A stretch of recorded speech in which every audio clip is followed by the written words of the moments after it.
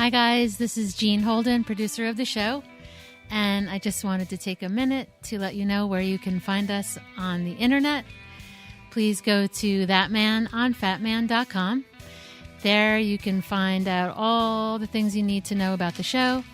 You'll be able to find links to the podcast, to YouTube, to Twitter, Facebook, even Instagram and Snapchat.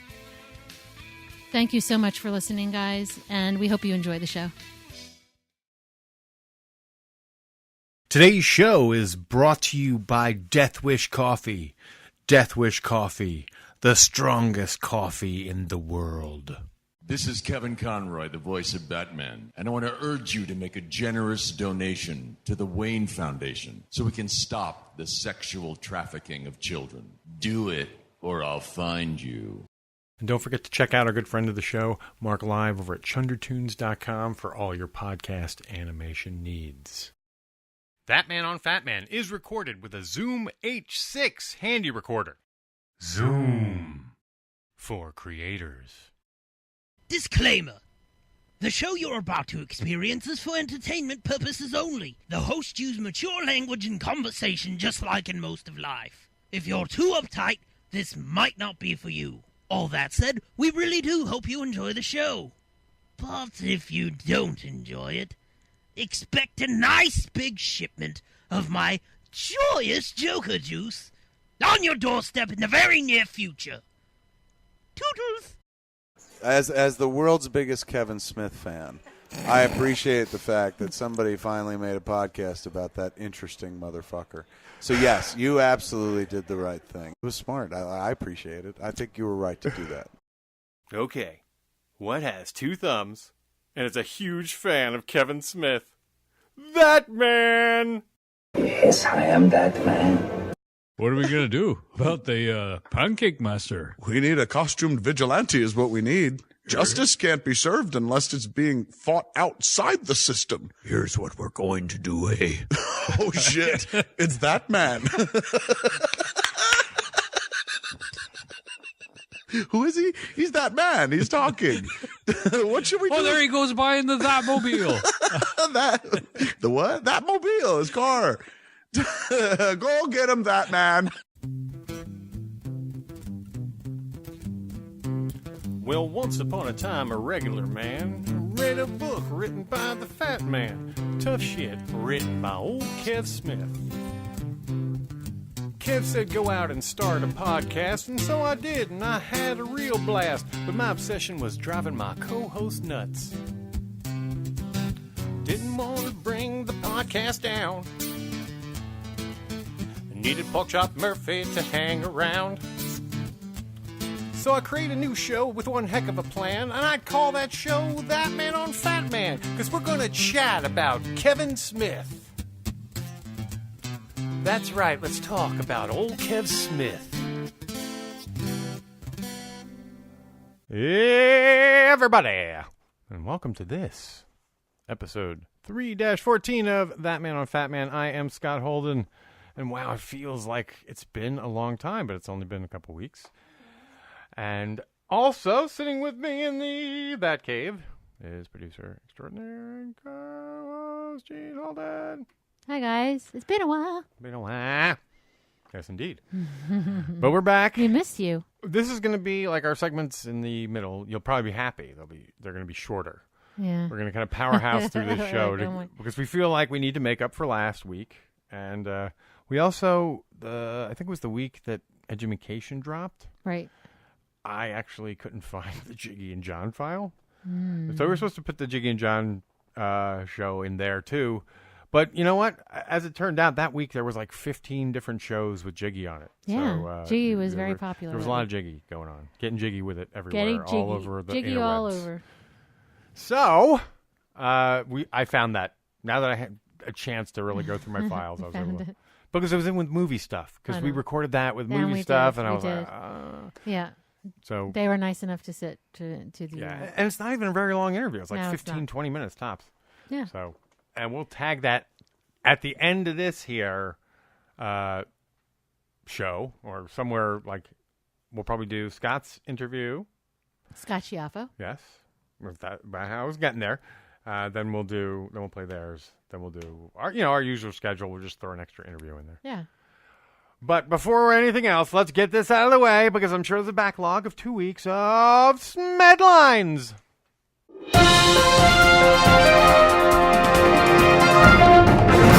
This is Ben from the blog Indie Mac User with the Smedlines roundup for the 6th of June 2016. And the big news this week is that the official trailer for Yoga Hosers has been released online. Check it out now on iTunes and on YouTube. This full trailer is in much of an extended version from the international trailer which has already been released, and there's some fun cameos in there to look out for. Also, Kevin has announced the UK premiere for Yoga Hosers will be at the Edinburgh Film Festival later this month. His Evening With performance at the event has already sold out in pre-sale, but you can still get tickets for the 2 screenings of Yoga Hosers, and also he will be screening the horror anthology film Holidays at the event as well. That's happening later this month, so check that out on the Edinburgh Film Festival website. That's the Smedlines for this week.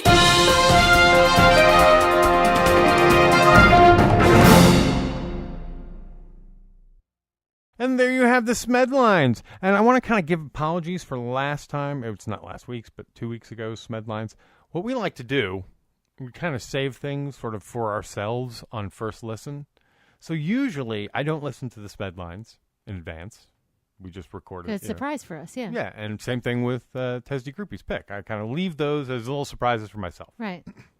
In the show. So last week's sort of intro seemed disconnected, and really that's why, because we hadn't listened. I didn't realize that there's a big cool interview from Courage My Love by Ian. And I know, that was really, really cool too. Yeah, so shout outs to you guys. If it didn't seem like I gave you praise then, I want to do it now, and that's why, because again, we leave these little things for ourselves, but when they're that big, right? I didn't realize I should have been more on the ball there. And then it didn't leave us room to.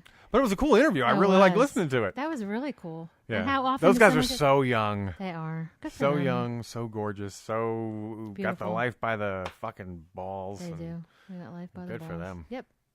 Don't ever give up and never surrender, kids. Yes. I said kids. Oh my God, what a douche. You're like an old fart. Yeah, I'm all 46 now. I'm getting preachy. I'll be there soon. And so will Kevin. Yes. Kevin will be there before us. Kevin will be there before you? Yeah, because I'm November. He's August. Yeah, I'm already here. He's the beginning of August, too. Yeah. Yeah. Oh, yeah, that's right. I forgot about that. That does fall very interestingly in the schedule. The schedule extraordinaire. It makes sense, though, because it makes sense. And then you think about it, it all kind of falls into order. So, apologies out to you guys, but really, we did appreciate it, and it was very cool listening to it, and for offering that interview for our show. That was really, really nice. Yeah, and the listeners, please. a special little antidote for our listeners. Yes, yeah. And it's cool. We sort of had 2 guests on. Yeah. That way that we never would have had. And one was the infamous. Oh my God, Declan. Declan, yeah. I want Declan on you know the what? show. It was so weird. In my mind, I could see his icon. Yeah. And I just couldn't. I'm like, what's the Twitter? I could he is that picture in my head now. Yeah. He's the leprechaun picture. So yes, but he was on our show. Yeah, we've had Declan on our show essentially, just as a secondhand interview. Yeah. Secondhand thing so high, funny. really. Well, thank you guys. So yes, thanks so much for Ian for taking so much for us not taking a lot of time, because that's work. We know what it's like doing an interview with someone, organizing it, and that seems like it was just like a last minute thing. Yeah. So good job. Thank you for sharing it. Also, shout out to we want to give a shout out to our friends. I always want to say the Finer Things Podcast. Finer Things Podcast. Because they had Bob Hawke on recently. Yes. And that was a very cool thing. Now they're associated with the Anthony Cumia show their network. Yep. Mm-hmm. And, they were very cool to have Bob on. He's promoting a film. Mm-hmm. About a screening of a film, Film Hawk, on the 18th of this month. Mm-hmm. And he's also, I believe, getting an award in San Fran. In and around that. Is it San Francisco? I think. I'm not sure. You know what? I'm not sure. But actually, here's where you can get the details. Yes. He was also on Keith and the Girl. He was. And that show will drop. Well, if you're listening to this, it's dropped. So go over, you can spin up Keith and the Girl and hear Bob Hawke. Yeah, Bob will be getting the Frameline Award. Oh, yes, that's right. In California. Yes, that's and sort of a that's big on thing. the 18th of June. He's very honored. The 18th of June. Yes. And I believe you could probably go on filmhawk.com. Yes. Is there? Yes, there is Filmhawk. And you can get all the information. And I think there's Filmhawk, and you can also, just in case, go on Twitter. At Filmhawk documentary. Oh, God, we're so crazy. No, it's I think it's Bob Hawk Doc. Bob Hawk, at Bob Hawk Doc on Twitter. Okay. And he's at Robert Hawk 2 on Twitter. Yeah, and he'd love for people to follow him. Yes. He just started following me today. Yes. He's a bigger, in the past, he's been a bigger Facebook Yeah, but user, I think he's seeing. But he is seeing the light on Twitter and how, it's better for sort of business interaction. It's a benefit. Yeah, it benefits him. Mutual interests. Yeah. Yeah. So. Yeah. And it's crazy. Twitter's crazy because I'll get a tweet like, and I'm so used to getting like Kevin stuff, and then all of a sudden I'll get like a strange one about something I like. Actually, but then it's outside of the Kevin box. I'm like, wait a minute. When you said cool. Bob Hawk followed me, I just realized Keith followed me today. Cool. Yeah, so I was like, because he's already following you. He's already following me? I think he was, wasn't he? Yeah, well. Oh, yeah. John Favreau. John Favreau. That horse shit. What's his last name? Mally. Mally. Yeah. He's an Irish boy. That's probably why. I don't know what is. He seems Irish. Why are we doing that? Why are we? Does it matter? Mally sounds Irish. Must we play? What are you? What are you? It's that's such an uncomfortable Keith, game. what are you? What race are you? What race are you? It's a horrible game to play. No, what? When you hear Mally, like when you hear O'Malley. That horrible. What was it on People's Family Guy? When Peter was writing the erotica books. Oh my God! He was doing erotic audio erotic books. novels. She was some kind, or maybe some kind of Spanish or something. Oh my God! But that's the character. Yeah. Yes. You know what? I think there's people like that. Yeah. Oh yeah. I'm sure there's all kinds. Takes all types. Hey, you know what? Well, it's time to make America great again. And on that note, speaking of, a great way that we can make America great again? Yes. By broadcasting out to all our listeners this most excellent Scott Schiaffo interview. Yes. Now, a couple things. It's funny. After Education Andy was on, I still haven't gone back and counted it up. But I think Scott and he are in the neighborhood of the same shows. Scott may have him by one show. He may have him by 5. I can't remember. I have to go back and look. Because he's shown up in different little. Oh yeah, well he's been himself. He's been in ensembles. Yeah, he's been on and quite a few. He's been in So maybe he may even be a 6. But just in case, with Education Andy going to 4, I was like, well, I'm like. So I sent a note to Scott. I'm like, I don't know, if I don't want your appearance as being. It's like an inside joke. He's like the most appeared guest. Yeah. Like, I forget who it was on Saturday Night Live, but it might have been Steve Martin. Or John Belushi or something like that. I think it was John. No, John Belushi was a cast member. Oh, that's right. No, I think Steve Martin. Steve Martin wasn't a cast member? No. That's why. See, there you go. I thought he was. Yeah. And Buck Henry was another one like that. He was not a Buck Henry wasn't a cast member, but like when he was on, they considered those guys like almost regulars, but they felt like when they were on, they could go crazy. Yeah. Well, because they seemed like they were fun. Yeah, they knew them. Oh God, Steve Martin's funny. Yeah, it's so true. I was thinking about that today, like in perspective to Keith and the Girl and Mike.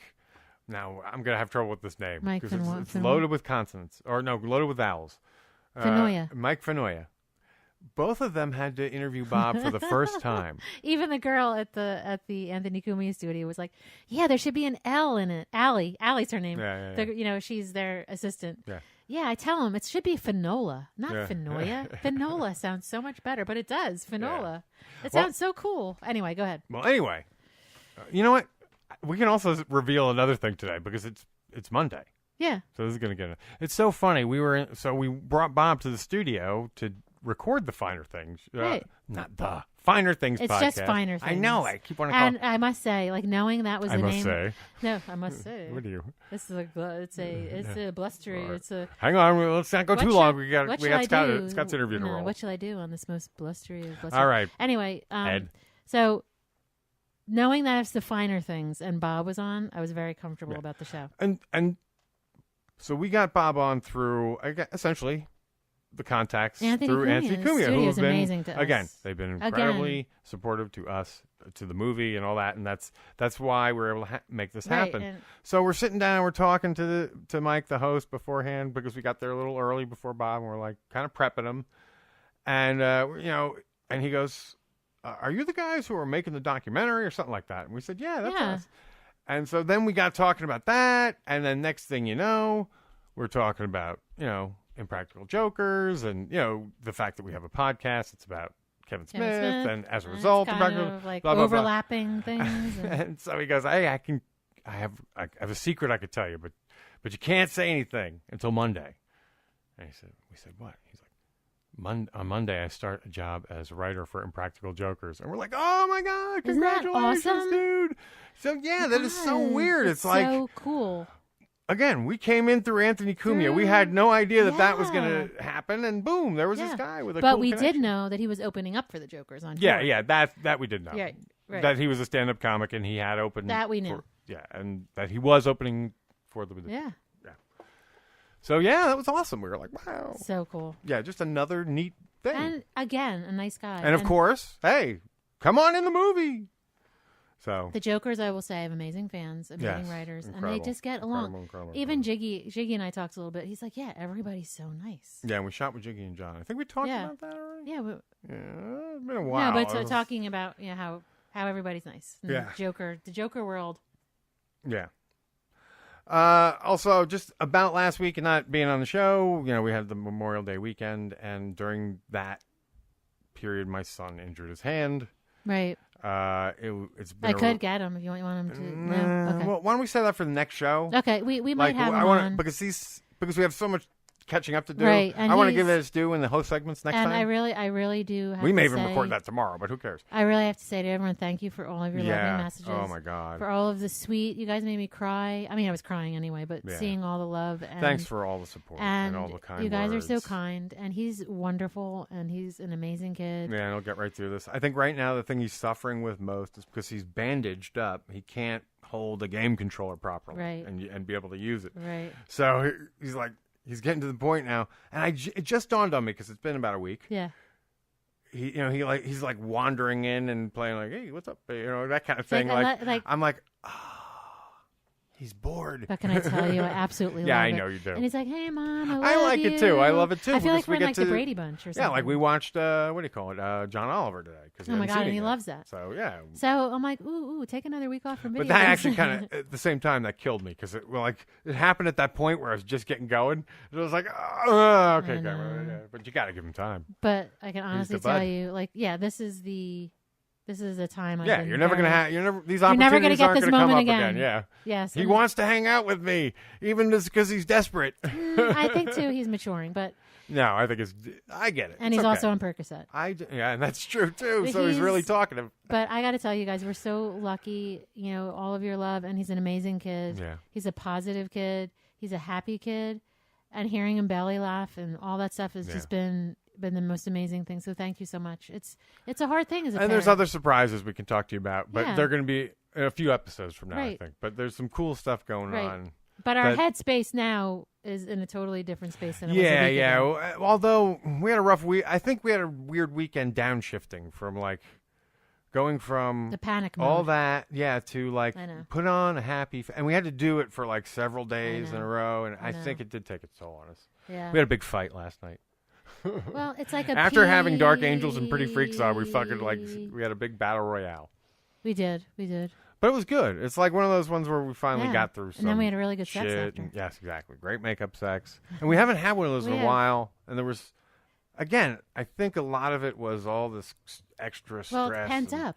Yeah. Pent up stress. And then you start taking it out on the person. Yeah. And then we're playing everything, but then everything's good. but He's then, great. He's such a great kid. He's recovered. Like you feel after a while like you're talking a script. That's so true. Yeah, it's just, but then you don't want to, but the thing is, we have a common thing. We're both worried about Cameron, and that was what was bothering us. Yeah. And it's an underlying thing, and it's easy to forget. Yes, because he's been a happy, you're affected by that too. Because he's been happy and jovial. It says, and there was some mild PTSD. Even he admitted. He said, I heard the lawnmower and I jumped the other day, the first time. He said that. Yeah. Oh, so my heart skipped a beat, and I was like, and mine did too. That's the truth. I know, but you know what? It's only been a week, and it's gonna pop up here and there. Yeah. So we're all not right, 100%. So but thank you guys. More on that in the future, and yes, thank you so for much. all of your kind words and your messages, and saying Cameron's some of this talk will come up probably during the Yeah. Scott interview. And I think all he that, talks a little Cameron's a rock star. That Yeah. means so much. You have no idea. Yeah. Cameron's a it means a lot to him. superhero. Yeah. So much to him. All right. Thank you. Speaking of rock stars and supporters of Cameron. Yes. Oh my God. And huge friend of the show. Yes. You all know him as the Chewy's Gum guy, but he's so much more than that. Much more. He's a songwriter. He's a musician. He's an animal lover. Actor. He's an animal lover. An animal advocate. And now a master's degree recipient. So, and it's been a while, and it's so cool because we have a lot of catching up to do, and I think this may be one of his best appearances. So with my dry voice, and I can get some more water, here's friend of the show, our first guest that came in from the View Askew universe, and we love him to death. Here comes Scott Schiaffo. Oh, yeah. Scott Schiaffo coming right at you. And now, back to the new and improved That Cave. We have the person who is going to remain our reigning champion in number of most appearances. I'm very honored and happy to have here Mr. Scott Schiaffo with us. Hey, man, how are you? We are good. How are you? It's been so long. I know, it's been a while. I think the last time I was here, it was when we were doing the musicians kind of round. Yeah. That was fun. But this will be good because this is just you. It's me. It's always all about me. But you've been doing all kinds of crazy shit, including getting an education. Yes, absolutely. The last year has been mind blowing, really. Now that I look back at it, but like you said, I can't believe it's been a year. Has it been? Well, but it makes sense because it's been a year we're shooting a movie. Well, it's a school year, so that's like a 9-month thing, right? But I finally finished my internship and took the national exam, and I'm still kind of taking it all in that it's done. I finished. I passed. I'm nationally accredited. I got a master's degree. That's really cool. So yeah, I just can't get over, Yes, it was have really some sort of accreditation. Yeah. Somebody actually believes that I'm competent in anything other than being a B movie actor and a musician. But this was really a very a passionate thing, a thing of passion more than a career change, because I'm not pursuing it and putting film and music aside. I'm not sure how I'm going to approach it because of the whole, my health conundrum with my heart. So, but I wanted to finish the degree, and I'd rather have it and not use it than not have finished it at all, And there were a ton of people. Everybody was so supportive, and finish it. You'll be glad you did, and whatnot. Forget about the heart issue for now. And so it's just mind blowing. I just feel. There's a little bit of sadness to it. I wish my mom was still here. She would have loved to see that. And the one guy who was one of my biggest mentors, my gal pal, Jill Carey's dad, who was a huge supporter. We lost him midway through my master's degree. And yeah. But, not to harp on bummers, it's just an amazing thing. I just can't get over that. In fact, the place I did my internship just called me a few days ago, wanted to see if I could come back, because I told them I would do some volunteering.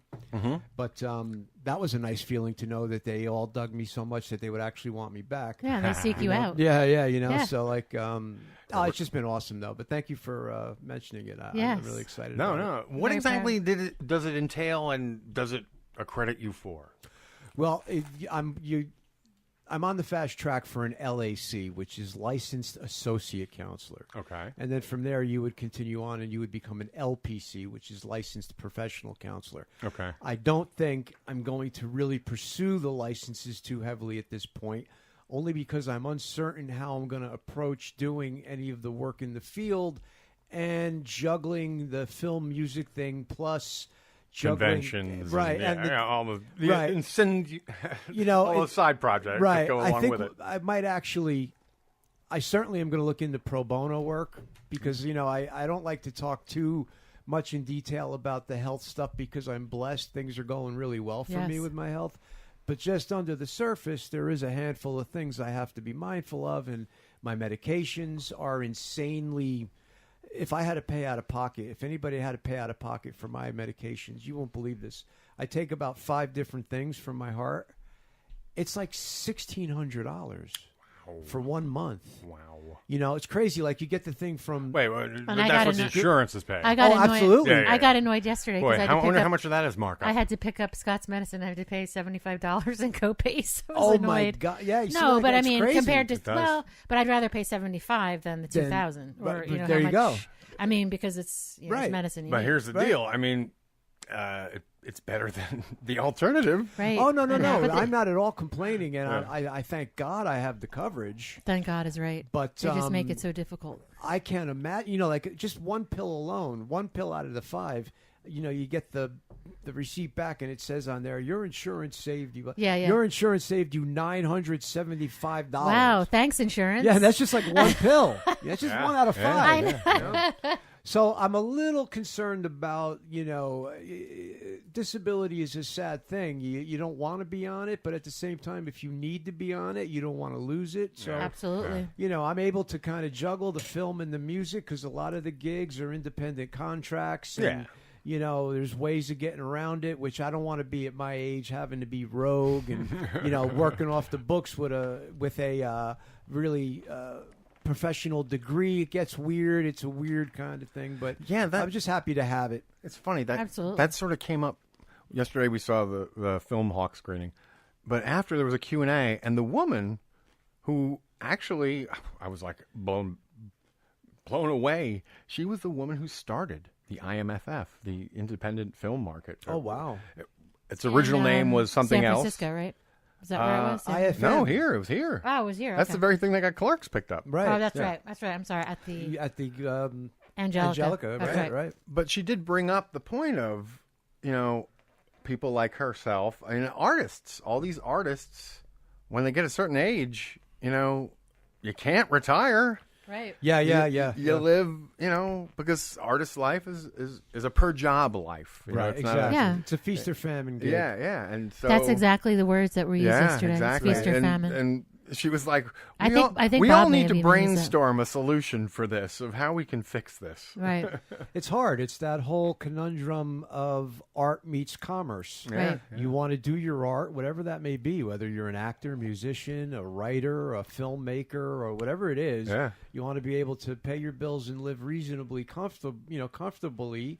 But at the same time, You need freedom to do your art. Right, You need not time to do everybody. your art. Yeah, it's a tough thing. It is. I for a long time, if I wasn't in front of the camera, I was fortunate to be behind the scenes. I did a lot of editing back in the early 2000s. From like 2000 to 2009, I had a bunch of editing gigs. I did a lot of scoring gigs. It's so funny. Like, that's the first thing you notice when you get in this. You got to wear a lot of hats. Yeah. I'm diversifying.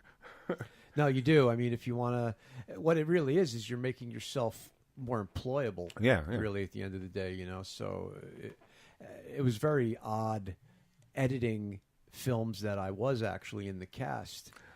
So now you're editing yourself, and it's funny. People think you're going to just favor yourself. Actually, no. You tend to It's cut the yourself opposite, out. right? Yeah. When I you look at edited- yourself and you go, "Ugh, I don't want to see me." Right. Or you make sure it's the absolute most money, and you also want to be kind to the other actors in the scene. Yes. So exactly. I ended up trimming myself back, but it was a interesting thing. I don't do it as much anymore because I really haven't kept up with a lot of the technology now. I mean, the kids are shooting like 4K, and my gear is pretty decent, but I haven't upgraded my own gear in a while.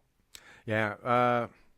Yeah, 4K, I guess what I'm told is the advantage there is blowing it up, making it bigger. But it's insanely, I mean, like, I think like a minute of footage is like 30 gigs uncompressed. That's obscene. I don't even know. That's just insane. At this point, all I do is throw in the cards. I mean, we shoot at, what is it, 120 Yeah, you're probably doing HD. Yeah. Which is still pretty 30, big. Which is, film quality, as they say. Absolutely. And we're working our way towards 5 terabytes. I know it just adds up quickly, but it's nuts. Yeah, it's fun though. Hey, it beats the corporate fucking rat race. Well, there you go. Yeah, I mean, you're still in the the creative world, thankfully, and But juggling it all with this last year with internship and then the conventions. You made a lot of cons this year too. I did, and there was a lot of cons, and then there was a hit and a miss. What was that? Oh, yeah, that's right. I can't wait to hear. Tell us the story. Now this is so funny. Hang on, because I think only a few weeks prior, I had gone up to Canada for the first time myself. You did. To see Scott Thompson. Scott, I felt terrible. And we were posting back and forth, and I was saying, "Oh, you went up. That's great. I'm going up in a few weeks. Got my passport. All's going to be good. And you're all ready. And it was so smooth. But now, listen, I have heard from friends in the past who said, if you have a checkered background, you may want to pull a warrant report. Yeah, or go up there with your guns fully loaded in terms of having paperwork. It's called dispositions. But I'll tell you the story. I was going to say because the real hero of this. It seems so. The process after I heard all these horror stories, what I got was it felt very disconnected. Like it felt like, all I have to do is tell this electronic stuff. Well, I'll tell you how it rolls. This is exactly how it went. And the hero of the story is Brian O'Halloran, because Brian's my road buddy, which I hate to be corny about it, but like I somebody said you're the Robin to his Batman, which I thought was kind of funny and cute, but maybe a little not so true. He's like the MacGyver of conventions. That's what I call him. Yeah. He's our MacGyver, because that guy knows. You're talking about a cat. That's a good thing to have. He knows every angle. In a good way, and he taught me the ropes over the last few years because he's been doing it a while and all. Yeah, that's another thing that people don't even think about. Oh, there's so much to it. Conventioning doing a convention is not like, hey, I show up. Yeah, the fans don't really know how it works, and they think that it's just a matter of maybe us just showing interest, and then boom, we magically appear. But I was blessed with CSZ Entertainment and Juliet. That's Brian's people. We love them. Yeah, she's been good to us too, and we're not even like a member. Right. They picked me up last year, and now they've got. She's got Brian, Marilyn, myself, Jay, all the comic book men. So smart. Right. So that's the place for me to be, because the gum guy. The gum guy could be a tough sell. Yeah, you know what I mean? But he's great when he's with Marilyn. He's Dante and Marilyn. Exactly. And Jay too. Snoochie Boochies. But I just safety in numbers. Yeah. Brian, myself, and Jay are doing Kentucky next year. That I know is for sure. Are you gonna be with Jay? Yeah, that's awesome. Cool. Is he fun? I've never been with Jay. Okay, before. so I've seen Jay around here and there. He was there for the Comic Book Men taping. Obviously, he was on our team, but I don't see him that often because he's running in a much higher circle. Yeah. But he had a great appearance, and he had a great cameo in Flash. Right, I know. Did you see it? God. So anyway, let's okay. We'll talk the Canada thing because it's So what happened? So you're on your way up. Yeah, so we're going, and Did you fly out of Newark? We didn't fly, we drove. Oh, okay. So this is a whole different thing. No, okay. This is why it was such a nightmare. So listen, hear me out. Oh my God. So I didn't have, I made it to my 50s never having a passport because I never left the country, I wasn't capable of leaving my room when I was drunk or whatever. So I didn't really care about having But a we passport. dreamed about all that stuff. Oh yeah. Someday. But I didn't have any, I'm not necessarily a person who digs traveling. I mean, I wanted to go to LA and see some things in this country, and once upon a time I would have loved to have seen England because of the Beatles and the Stones and that whole thing, whatever. So long story short, I never had a passport. And I got my passport for this, and I was all excited, and I got that all in order. And did you expedite? What's that? No, I didn't have to because I had like almost a 9-month window. I did, and I ended up not needing it, and I kicked myself. Right, It was like $150. I'm yeah, but I got the full bug. I got the book and the card, and I got the really cool. I was all excited about it. Yeah. So Brian comes and he picks me up, and we're leaving. This is like the earliest we've ever left. It's like 5 a.m. And we're all psyched, and we're driving up there, and we're talking, and having a good time. And never in a million years did it dawn on me that there might be a problem, because all of my history has been well taken care of, and it's also been, there's nothing outstanding, and certainly there wasn't any charges on me within the last 2 decades, I'd say. I didn't really have any bumps and scrapes with the law. My stuff was all like the 80s, early 90s. Yeah. But it doesn't matter. Apparently that shit dogs you around. That's the same exact thing happened to a friend of mine who's been sober. And it's funny that you say fucking that. ages more than me. It's funny that you say that, because when I did post about what happened, I must have gotten at least a dozen personal messages, people sharing with me their nightmare story, because apparently it is a little difficult at the border if you've had a bit of a past. My friend Jude, he pissed into the East River and got a ticket for it, like releasing a noxious chemical or some shit, and that's what came back at him. Wow. Yeah. I mean, they can see everything, but here's what happens. So we get up there, and there's a series of checkpoints, really, like where we went up through Cornwall. There's like a booth where you pass through, and they just wave you through. And we thought that was it, and we're thinking that can't be. They can't just wave you through. They have to at least look at your stuff. And the first one is they wave you through, and you're kind of like on this little island in Canada, but you're not really anywhere. You're like in this limbo. And then you go to the next set of booths where they look at everything, and then you pull over, and then you go into the weigh station where they do their heavy-duty, background frisk. check. Yeah. And there were tons of people in there. Full body cavity search. And they were all waiting as long as we were, so we didn't think nothing of it, and it still never dawned on me that there would be a problem. And then the longer it took, the more I started to wonder. And then, what they do, and Brian had told me this, because he's, like I said, he's our MacGyver. He knows. The guy's just like a wealth of knowledge. He said they're going to separate us, and they're going to question us to make sure both of our stories hang together. And now, do they do this for everyone? Absolutely. Well, if there's like, they why believe are you there's, coming here? Right. If they believe there's a reason to. We're going to well, a con not even together. if they believe it. If they're going to ask that they separate families to make sure that you are who you say you really? are. Oh, absolutely. Like, why are you coming? And that other person, that is your wife, is that not your wife? So that everything jives. Right. Yeah. Now, boy, you do bypass a lot by flying. Well, yeah. well, I don't know. I don't know if it would have really. It feels like, because this feels like a much more intense process than Yeah. I went through in an airport. Absolutely. So Brian and I started to wonder if it was because of the rented car. Because it was a rented car.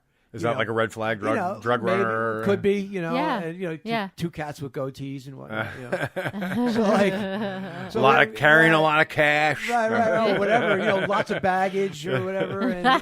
But I said to him jokingly, I said, well, of course they're going to search us with high-end background check type of search, but a simple Google search will show that we are who we say we are. Right. This is definitely Brian O'Halloran, who's an actor. Yes. This is Scott Schiaffo, cheesy B-movie actor. Yeah. These guys Both are actors? These guys are who they say they are. They're not BSing, and they're coming up to a convention, obviously, because they're part of the pop culture. And they're traveling with Jim Brewer, because I checked IMDb a moment ago. Yeah. So I said, well, it's not like we're not trying to pull a fast one, obviously, and whatever. So he said they're going to separate us and whatever. So Brian goes in, and it was less than 10 minutes, and the door opens up, and there's laughter, and it's all jovial, and I'm like, oh, this is cool. Brian won them over in a second, because Brian's very charismatic dude. And they walk him right through. Right. Boom, he comes out, and then, a few minutes later. Right this way, Mr. O'Halloran. The guy comes out, and,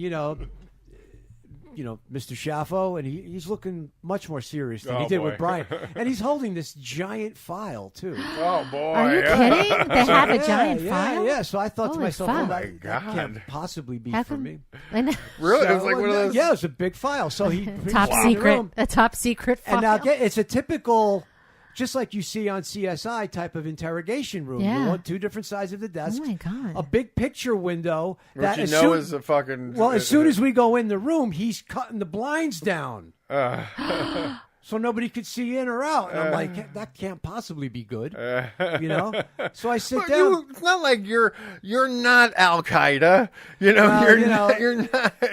Listen to this. It's pretty clear. I mean, you're, again, That's- like you yeah. said, Google search. You're traveling with another actor from the film. Right.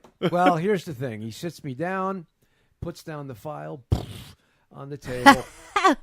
And this is the first thing he says. Oh, God. Mr. Schiaffo, I'm going to ask you a series of questions, most of which I already know the answers to. So already I'm thinking, this is going to suck.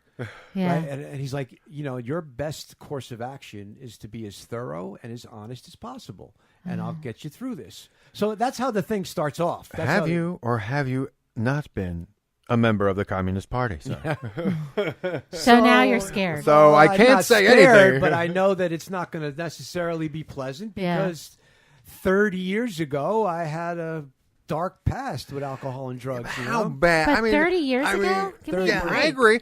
But I mean, what The could thing you, that what could ultimate- you have possibly The thing done? that ultimately took me down was in 1987, Oh boy, and it was dropped. what was it?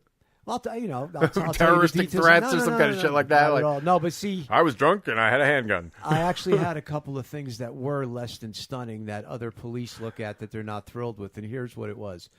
I had one set of charges. It was the very first time I ever got in trouble for anything, and it was all dropped. It was done pre-trial intervention, and you went and you peed in a cup for 6 months, and you saw somebody, and as long as you were behaving, they dropped it entirely. Yeah.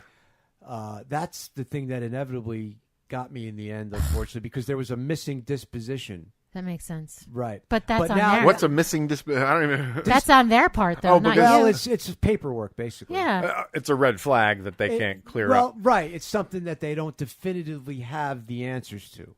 Let me ask you something. Did you get the feeling that there was any way you were getting in?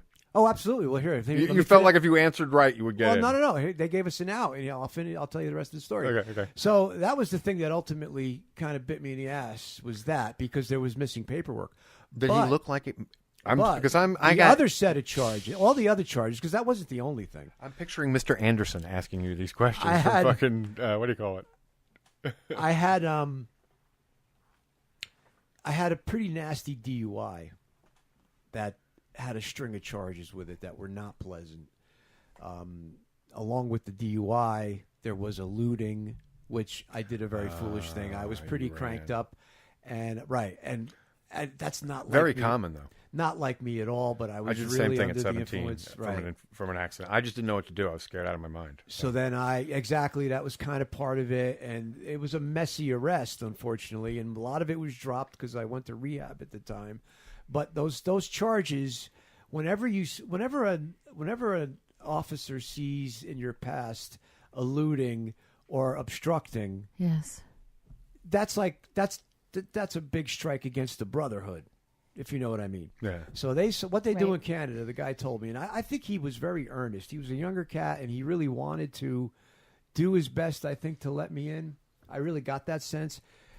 He said, because of that, and because of this missing disposition, if you can go and get, he sent us back over the border. He said, if you can go to the nearest courthouse, and if they could pull up this disposition, print it out, and give it to us, you're in. So we thought there was a little light at the end of the tunnel, but Yeah, but it sounds easy to say. No, at quarter to 4, or quarter to 3 on a Friday evening, Ooh, yeah. up in New York State, the state where none of my stuff happened, where none of it was on file. It was hard enough to find these files in Jersey. Yeah. They couldn't find it. So in the 11th hour, Brian had to drop me off at some out-of-the-way Econo Lodge, and I had to stay the night and bus myself back home the next day. It was kind of a bummer. Oh, you actually had to take a bus. Yeah, no. So it quickly went from being That's the worst experience of anything. Yeah, no. I mean, it went from being something that was really totally awesome And you were fun. looking forward to it. Right, and I on a financial level, it was a kick in the pants because I had, I lost my guarantee, and then it cost me a good deal of money out of my own pocket to stay the night and take the bus the next day. So it really kind of was a bummer. But And Brian really did save the day, though. Yeah. Well, I mean, if he would have, Helping he out. was just so. He's positive. and he's a great guy I can't say enough about him. Yeah. But, my experiences with him have all been very good. Been wonderful. He seems very much a mensch. But so I mean, everything's cleared up now. I got all the paperwork in order. So if I ever do go anywhere out of the country, it's now, I'm all covered. So now is that gone now, or do you, like the next time, do you have to carry something with you to show? I think it's prudent to carry. Right, the maybe it's paperwork. just better to carry. Right. Because but in '87. They didn't even have the computer systems that they have now. Right. Yeah. I mean, they got to send a guy down into the basement to look through paper files. And it's Canada. I would think that would be the last place that they would do that. Canada? There was recently a story in the news about how they're concerned because our missile silos still run on 8-inch floppy drives. Oh my God. Remember those? Yeah. The fucking big floppies that look like the jumbo versions of the little ones. Right. You're kidding, really? No, I'm not. There's it's funny. They went after Hillary for her shit. But if you read more of that report or the reporting that was coming out, it goes into more about how this nation's technology infrastructure is very antiquated. That's shocking. So much of it. Yeah, it is nuts. Well, think about it. They were talking about, I think, what's his name? It might have been Clinton, who was the first official Secretary of State to have official email at all. Really? Yes, in the past it was optional, Wow. and most didn't. And I'm like, how the fuck do you function without email? Memos? You're going to go back to fucking memos? Jeez. An inbox? Everything was a lot less traceable then, too. Yeah. Well, you could destroy documents a lot more easy. So, yes, I mean, it wasn't the most pleasant experience, to say the least, but at the same time, it helped me get all of my stuff in order. Cause for my license, too, or for getting I passed the national exam, and to get the accreditation, they do a background check, and they don't really care unless it's a violent crime or something terrible. They don't care as much about what it was. They too want to see the disposition paperwork, because all that is a way of telling them what happened, what was done, and how you moved on. And there was from closure to it. Right, exactly. So it's just ironic that the thing that kept me out of Canada was something that was inevitably dropped. Right. Well, and it was the first thing you ever done. But there you go. That blows my mind, though. Yeah. It just shows you. I mean, keyword search, what are we looking for? Oh, that's a red flag. Yeah. We don't care what the red flag is. It's just a red flag. Now, see, if it were that and that alone, they might have let it go. But because of the other messy arrest, what they do, they said that... Probably a point system or something. Well, right. Yeah, exactly. They take everything they find on you, and then they equate it with Canada's version of the same thing. Oh. And if they feel that maybe you were treated with too much leniency. Oh, wow. Yeah. By their, it's a strike. What about the other way around? Right. But how about the other way around? It's a strike against you. It could go the other way, What if we were butt fucked by our country? I don't think they Then are you going to let us in? Yeah. So the fact that I don't think they like that in Canada. That sort of thing. You got butt fucked by America, eh? By a moose, eh? Big Brother feels... Come on in. Big Brother feels that if you eluded once, you'll elude again. Right. And if you're going into another country, they have the right to look at it. If you go up there soon. It was sad, too. It makes wasn't sense. it's not like we were going up there without an agenda. Yeah, I mean, we're going hunting for a week. You were conventioning. Right. I was never going to leave the hotel, probably. Yeah, and you know what my whole thing is, too? And I know they don't look through the history and like the timeline and all that. But since that time, it's not like you consistently did that type of thing for like the next 30 years. Right. You know what I mean? Yeah, no, they don't see like that, that you got better and it's just you're a different person. So I will say this. I did get a little nervous. Here's what I got nervous about. I was going up ostensibly to film. Right. So am I working? Am I not working? Oh, yeah. That's another one. Yeah. So big deal. We found a nice way to at least ease our conscience. We got a local to film it. So technically the only thing I was doing was asking questions. So. Oh, okay. So you weren't working. No, I was there on vacation. I was visiting friends, which I was, Dave Mater. So, and thank you, Dave. And you guys are having a blast. Oh Looks my like you're having a God, blast Kevin's up in there. Canada. Kevin Kevin's went in up Canada. too. They're doing their big street hockey thing. But their hockey. Boy, they love them some Kevin Smith up in Dude, Canada. yeah, when he comes up, man, and I that's the couldn't first wait time. To go. I was so excited, man. But you'll it was go next so time. heartbreaking, But yeah, now you'll have all your shit. I gotta say, the truth is, I got just in terms of a social media buzz, and we're always trying to self-promote ourselves. I got far more mileage out of not being let in than had I got in. And then it would have been That's like, true. Scott's That's here. true. It's kind of like Kevin and getting thrown off an airplane. Yeah, That's exactly. I got true. a lot of love, There's a lot of love and people coming out of the woodwork saying, "Dude, I couldn't get in either, man. Don't feel Yeah, because bad," people relate and they love to be able to tell Yeah. their story. And like, oh my God, me and the Scott Schiaffo have something in common. Yeah, it was really kind of cool on that level. But there's always next time. Do you have your papers? Do you have your papers? Mr. I was Schiaffo? just saying, Mr. Schiaffo, do you have What your is papers? this, clerks? Yeah, so, I know what'll come up now too, and I know what and it's also it's Canada. It might not happen somewhere. Dude, else. you want to get up there soon because I hear they're building a wall Yeah. Oh my God! Let's not go to there. keep us out. I don't even like to give him attention. He doesn't So even yeah, deserve it's it. been a really busy year. You guys know about the shooting Clerks thing. Yes. We do indeed. Yeah, so As a that matter was of fact, exciting. I've been added to the cast. Yeah, you're Howard Stern, right? I am. Are we shooting again? I don't know what's happening. I think that's a done deal. I think he did it with audio because I was so Okay, I figured that unavailable, too. I figured that too. I did a lot of after the fact audio stuff for him that he needed to beef up some things, and he added a couple of things. And, Yeah. Now Did you you can say actually- that you can say that you're going to be Don Smith, right? Okay, yeah, there's no reason He's- why. Yeah, he's in the I think- IMDb credits. Yes, the IMDb. Just like I can say I'm Howard Stern. Yeah. Which So is we're all so looking forward to that. fucked up. Yeah, that's great. We're real close too. I don't yet. No, he's already putting together like an East Coast tour of the film. How From what I exciting. saw. All right. I love that you're Awesome. playing Don Smith. Can I tell Yes, you? I do. Well, I want to you hear know- about your thoughts about it. Tell me. Well, There's a couple guys playing him though. Yeah, well, there's a guy that plays him as the young Don Smith over in Canada. Yes. And So how did it make you feel like well, doing there's a long history to the whole part as well because they had issues with the union, and then their dream cast was Brian O'Halloran as Don Smith, but because contractually that couldn't work too well, they thought, okay, because of the But Actors the Guild? truth of the Right. matter is, I think you're a better fit. well, I do I'm too. Both I mean, physically in and of the fact that I'm older too. and the beard, but, and just- like a physical aspect? Yes. yeah, you're physicality, you're closer to the mark.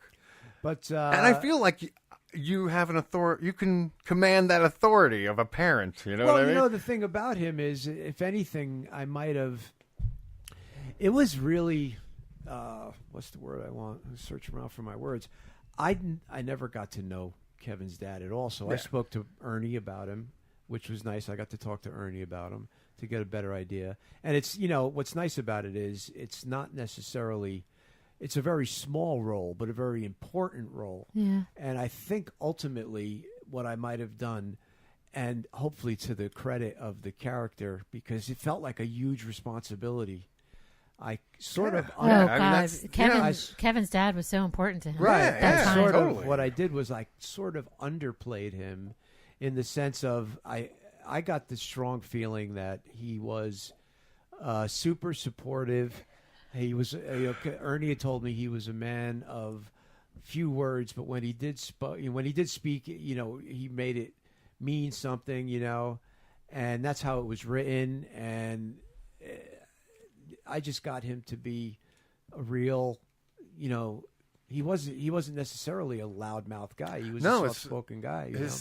The family sort of credits. They tell Kevin they think he's the real inspiration for Silent Bob. Apparently, Oh, because he was see, I always never was even very heard, yeah, quiet. right. But when he said something, Right. it meant something. Oh, I see that now. Yeah. Yeah. So yeah, that was kind of like I felt tremendous amount of pressure because I didn't know the man, and I wanted to do him proud, and here's Kevin now seeing the Chuli's Gum guy playing his dad.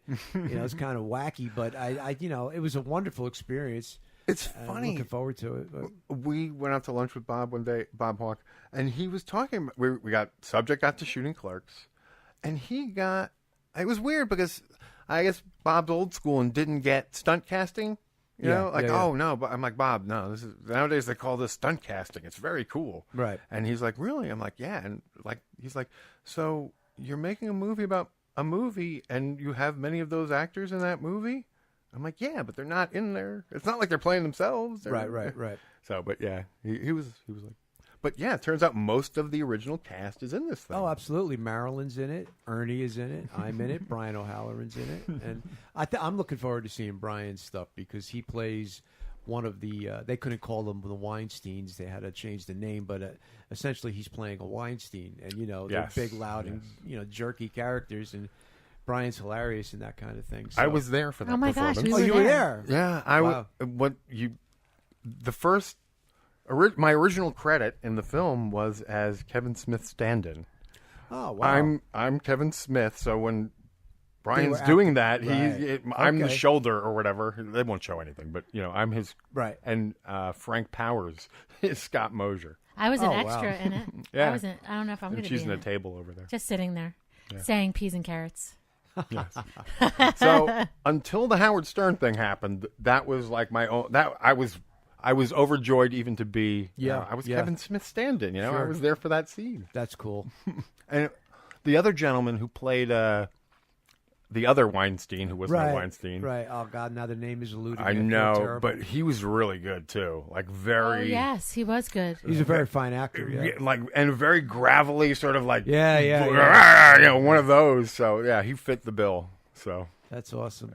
Well, you know, it's funny. I'm not sure how they... And I don't, have you seen O'Halloran in that role? Have you seen any? No, they haven't let any. I'll show you a footage picture. leak, I saw a picture of him in the out, like he's unrecognizable. Yeah. When we got on set, it took us a second to figure out. Oh my God. It was shaved him. The beard and all. Yeah, and he had his hair all slicked back and these big glasses. Yeah. We really walked past him. Right. And he's like tall, and usually when you see Brian O'Halloran, you know he's coming. Yeah. We had no idea it was him. It was almost as weird as when Kevin walked past us. Oh my God. Because he didn't have his beard. Well, he didn't have. He wasn't heavy. And you're in a crowd of jerseys, so you just see another jersey, and he just walked right by us, and then we were like, "Oh, there he is." It's interesting. I don't. And he's skinny. I don't want to really. I don't know if I want to know until I see the movie. But Howard Stern had a big part in Vulgar. Did he?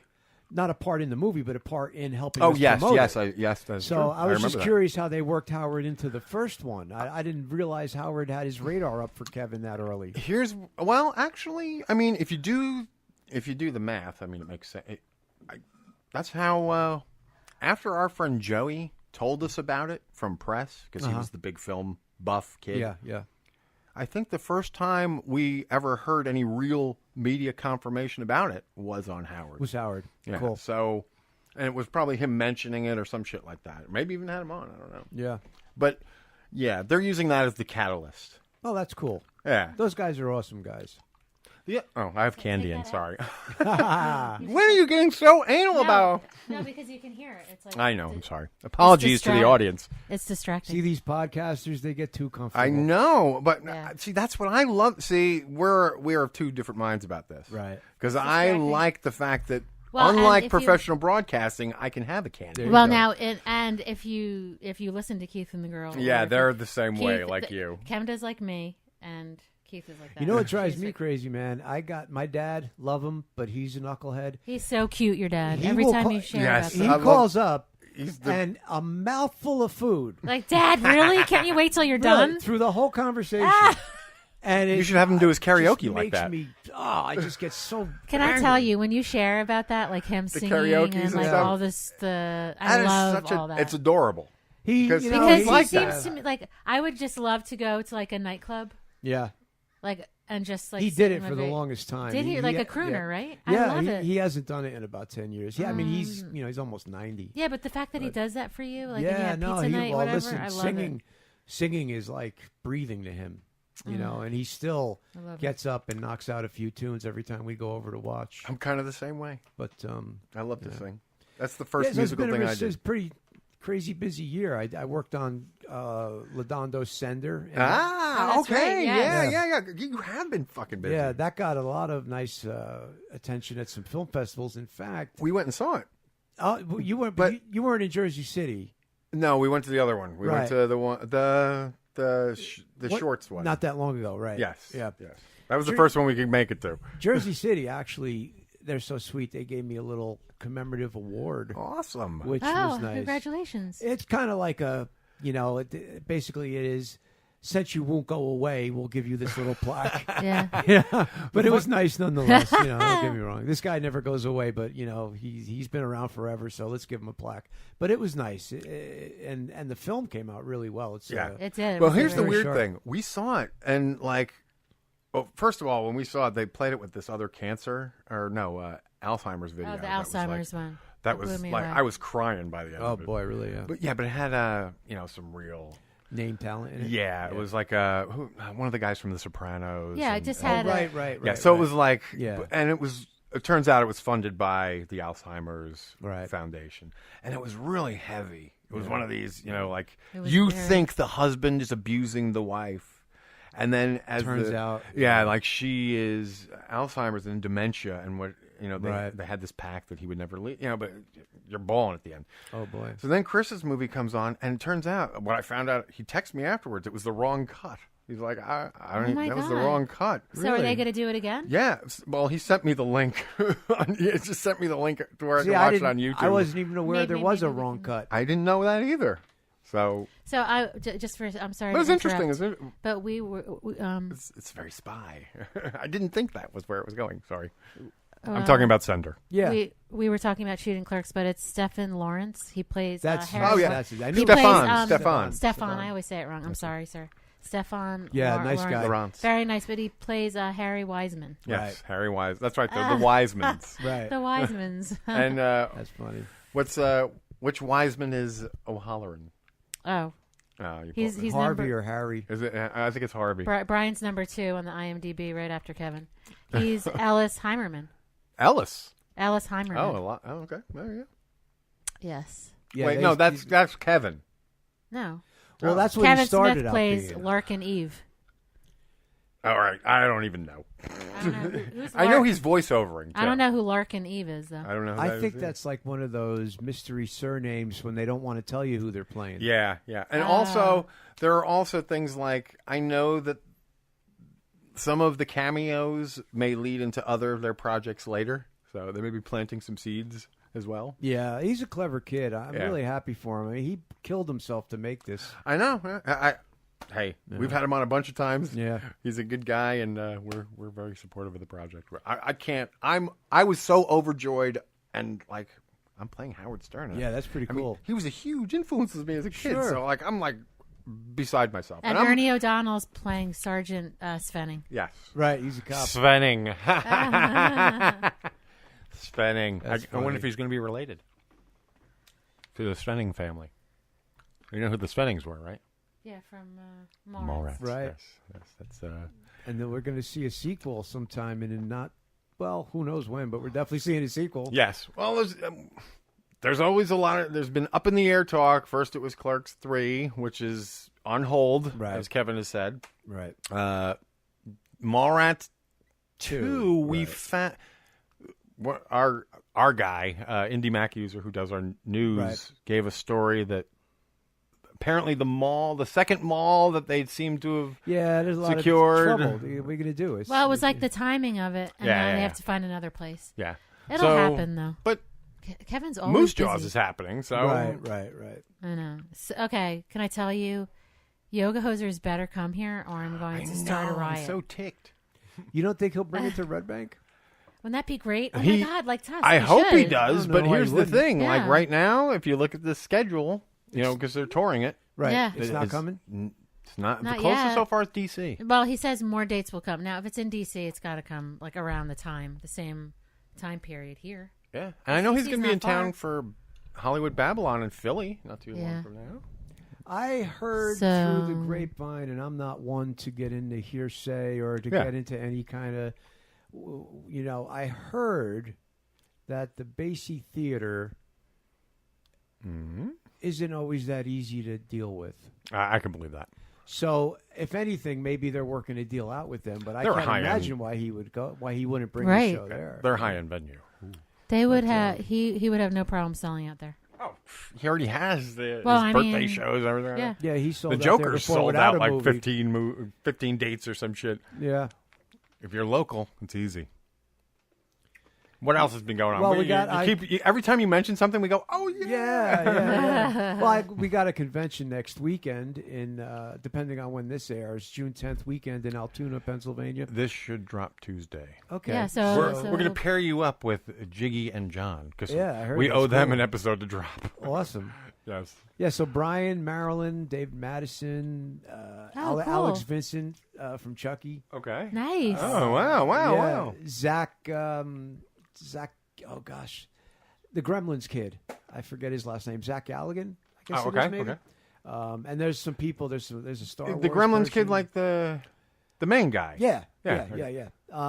So it's this the one who had to tell Phoebe Cates about his Right, the husband, right, the dad dying in the fucking yeah. chimney. Right. I love that movie. Most depressing moment ever. But this convention has grown like I like tremendously Phoebe over the last few years. So we're Will Phoebe forward Cates to be there? No. Sorry, Phoebe Scott. Cates, yeah. And will she be doing that famous scene from what is it? Fast Times. Fast Times. Yeah. Doesn't she have to do that Every time? boy in America remembers that. Maybe even some girls. Yeah, true. That's true too. Hubba. Sure. That's true. We're equal opportunity here. Don't forget the Leches. girls. Equal opportunity leches. Yeah, so Girl. Sci-Fi in the Valley in Altoona, Okay. June 10th weekend. It's coming right up. It's nice. It's going to be, like I said, it'll be Brian, Marilyn, and myself. That's always fun. When That's the three fun. Of us, And yeah. all you guys. Marilyn's the extra bonus. I like love when it. you can get her. Yeah, there. well, I because still haven't she's met on the Marilyn. West Coast, you know, Yes. she doesn't get a chance to always come over that easily. She's So, a pip. Yeah. I What is can't she, 4'2" and like fucking a Yeah, ball of fire? Yeah, she is. I can't wait to meet her. I'm like dying to meet her. Yeah, you've never actually met her. I've never met You've Marilyn. spoken with her. Nope. Oh, boy. You And gotta she's get been her here on, so yeah. many times. Yeah. Yeah. And she's She been goes back on. and forth, yeah. All right, we want to take a moment to talk about Death Wish Coffee. That's right. Ladies and gentlemen, do yourself a favor and get over to deathwishcoffee.com. And there you can buy the strongest coffee known to man without a prescription. The world's strongest coffee ever. Yes, as proudly displayed on my wife's sweatshirt over there. Yes, on my body, Yes. on my mug, Yes, on it's my on my mug. K-cups. Not Yes, and you'll know them by their telling sign of the skull and crossbones. It's that tells so you good. exactly what you're in for. It's that used to be the international symbol for poison, but now it is the symbol for good damn coffee. It's awesome. Without milk, with milk, you don't really need it because it's strong. But It's not bitter? Not bitter. So you don't even need milk. You don't even need sugar, but you can add it if you'd like. It's just really, really the perfect, strongest, most awesome coffee. Become a junkie of Death Wish, just like the Anderson Council. And We got him hooked. again, deathwishcoffee.com. Thank you very much. Enjoy it.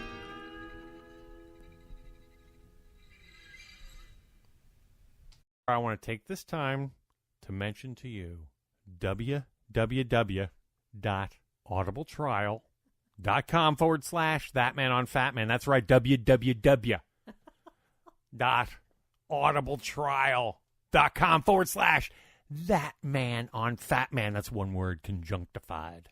Go there, sign up for your free 30-day free trial. Sign up, get a free book, a free audiobook, because you don't have to go through no tedious reading.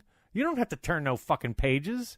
You don't have to do any of that bullshit. You get in your car, you put on your headphones, and you are listening to a book. You're taking a magical journey into a fictitious land. You're expanding your mind, all when you're stuck in traffic. Fucking amazing. Audiobooks. These are the wave of the future.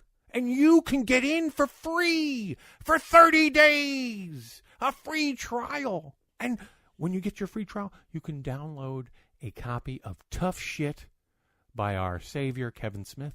That's right. Our Lord and Savior, Kevin Smith, has left words for us to follow in our lives. And we can get it for free just by signing up to audibletrial.com/ThatMan on Fatman.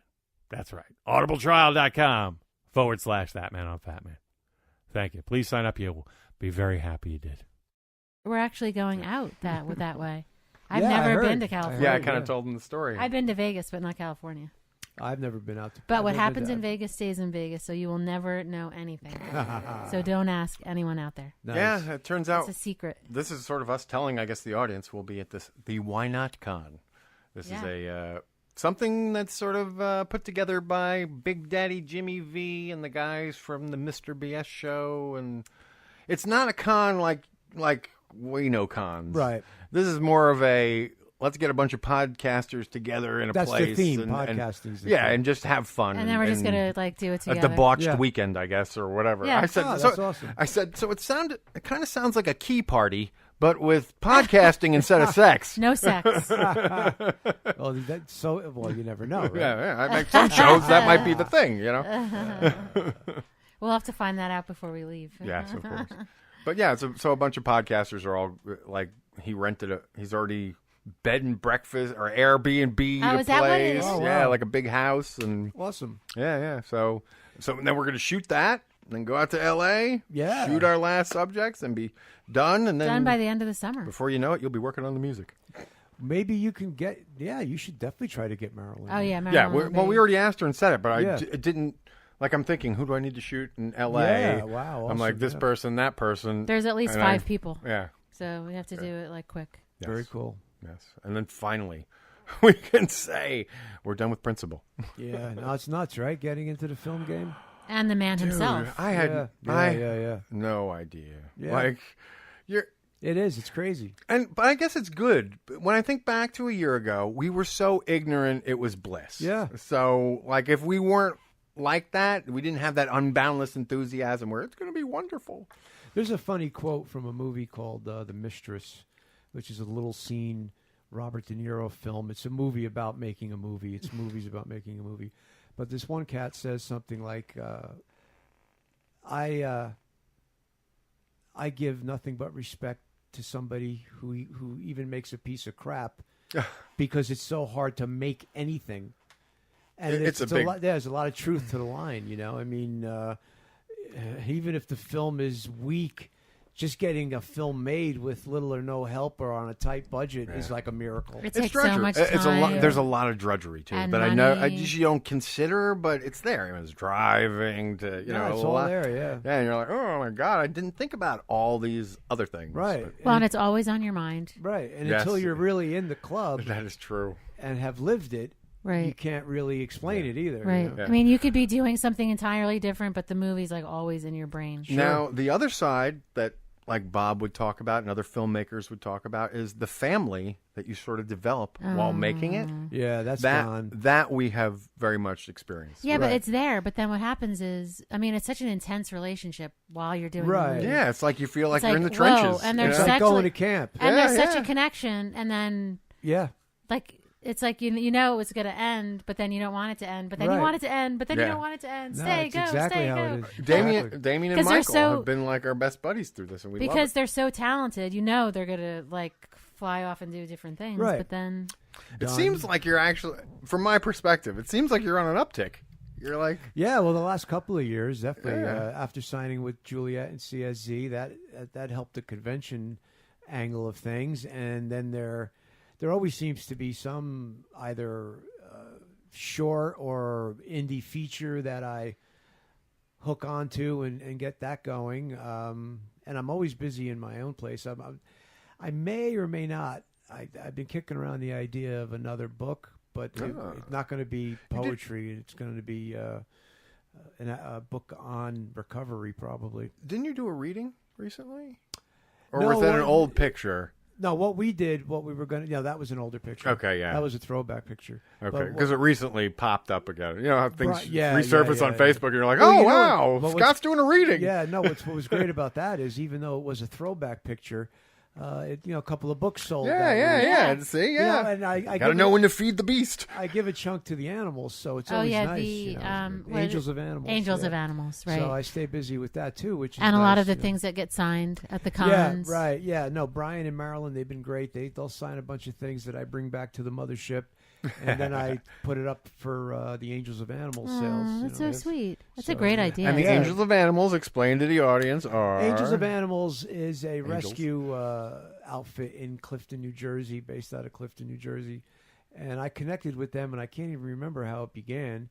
But, my Jewel, who you guys all see me post about, yes, she kind of instilled, I always loved animals, but on a much deeper level, after getting to know her and her father, I kind of have a real soft spot for the animals. So I forget how I connected with them, in all honesty, but we've been doing it now, I'm going to say 4 or 5 years, at least 3. It's definitely since the book came out, because I made part of the proceeds go. And then the film music CD I did in 2014, some of those proceeds go to the animals. And, it's not a real lot, but every little bit helps. No, because people need to know about all the rescues that are out there, and they need to be taken care of. Some of the people that work for the Angels, too, are just, they really dedicate themselves to... And I assume they're not for profit. Right, yeah. So they do. So they do it all. Yeah. They do it all out of love. There's that. Right? And, so I possibly may be working on a recovery book that's kind of one part my story and one part kind of like a guy who studied and has his master's degree in the field. So I'm hoping it would be something that just helps people. A memoir. Yeah. I don't know. It would be as... I certainly would tell parts of my story in it, but it would be a bigger picture kind of thing. Oh, okay. It wouldn't be like a million little pieces, which turned out to be. It would be more about like recovery and a self-help kind of. Yeah, right. We're kicking that around now. It takes a lot of. It's not that I don't have discipline, but it takes a tremendous amount of discipline to do a book and to get it out in a timely manner too. So, but I that's another reason why the master's degree and the NCC accreditation is a little more powerful when you are writing a book in that realm. At least it's now coming from a guy who did the studying. Yeah. So. Of course. And a lot of that stuff, though, comes from the heart, though, when you're writing a book absolutely. like that. Yeah. It's what's always been mind-blowing to me since I put out the poetry book, because that book is very much creative in a sense of that book does not, it certainly doesn't promote the lifestyle, and it doesn't apologize for the lifestyle. It just is what it is. Right. But as a result, I've found that there's been a lot of people who have reached out to me who said that the book was inspirational and helped them, which it is. It's great because it's not really a recovery book. It's a book about a guy who was kind of out to lunch for a bunch of years, and, it's kind of like a Bukowski-esque kind of thing. Like I said, it doesn't praise the use of alcohol and drugs, but it doesn't apologize for it either.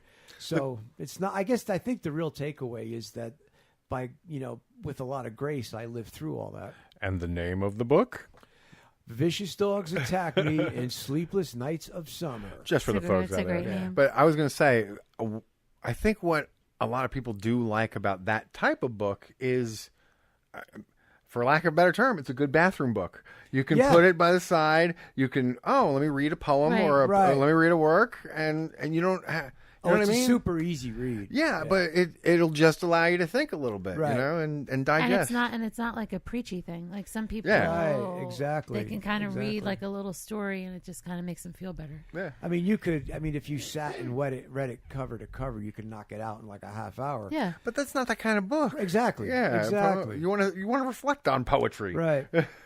It's been nice because it's been a great tool to have something to sell and give a piece to the animals. And it's a piece of you.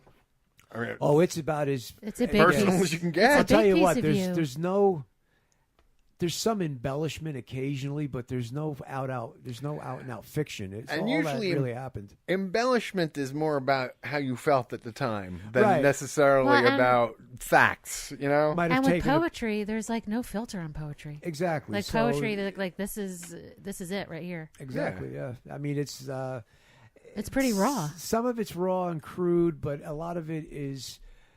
It's definitely not like somebody once told me that they were surprised at how I don't know why they would have expected it to be anti-woman, but it's very pro-woman in the sense of that character in that book praises Right. women, not always for the most virtuous reasons, but I there's think nothing of- anti-woman in the book. I mean, you always talk about how important your mom was. Who to said you. that? So that's a huge just huge people part along of the it. way were saying they were surprised to see how Misogynist or they thought it was going to be. No, And then how Really? it's opposite of Oh, that. okay. I guess because of, Why would you know, they think that? I don't know. A guy who's got like, your dick, spends his afternoons drunk at the go-go bar. Maybe, Yeah, it was going to be yeah, that way, but that's it wasn't. true. at Yeah, but all. people knew you, like your mom. But that's had a like big Barfly. influence on you. women That's a were big. just women were just treated like goddesses, basically.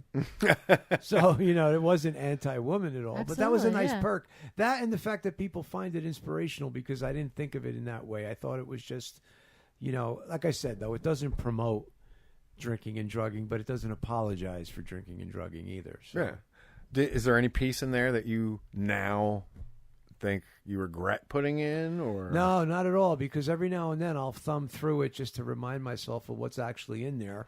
Because when they do go out, I always wonder, I like the people who are nice enough to buy it, and a lot of them buy it as a result of knowing the money goes to the animals. I always wonder to myself, like, are they going to be taken aback a bit by it? But no, there's nothing. they want to see like cuddly animal stories? Yeah, and yeah, like, no. I'm drunk and Cuddly There's a animal. couple of them. I was drunk one day.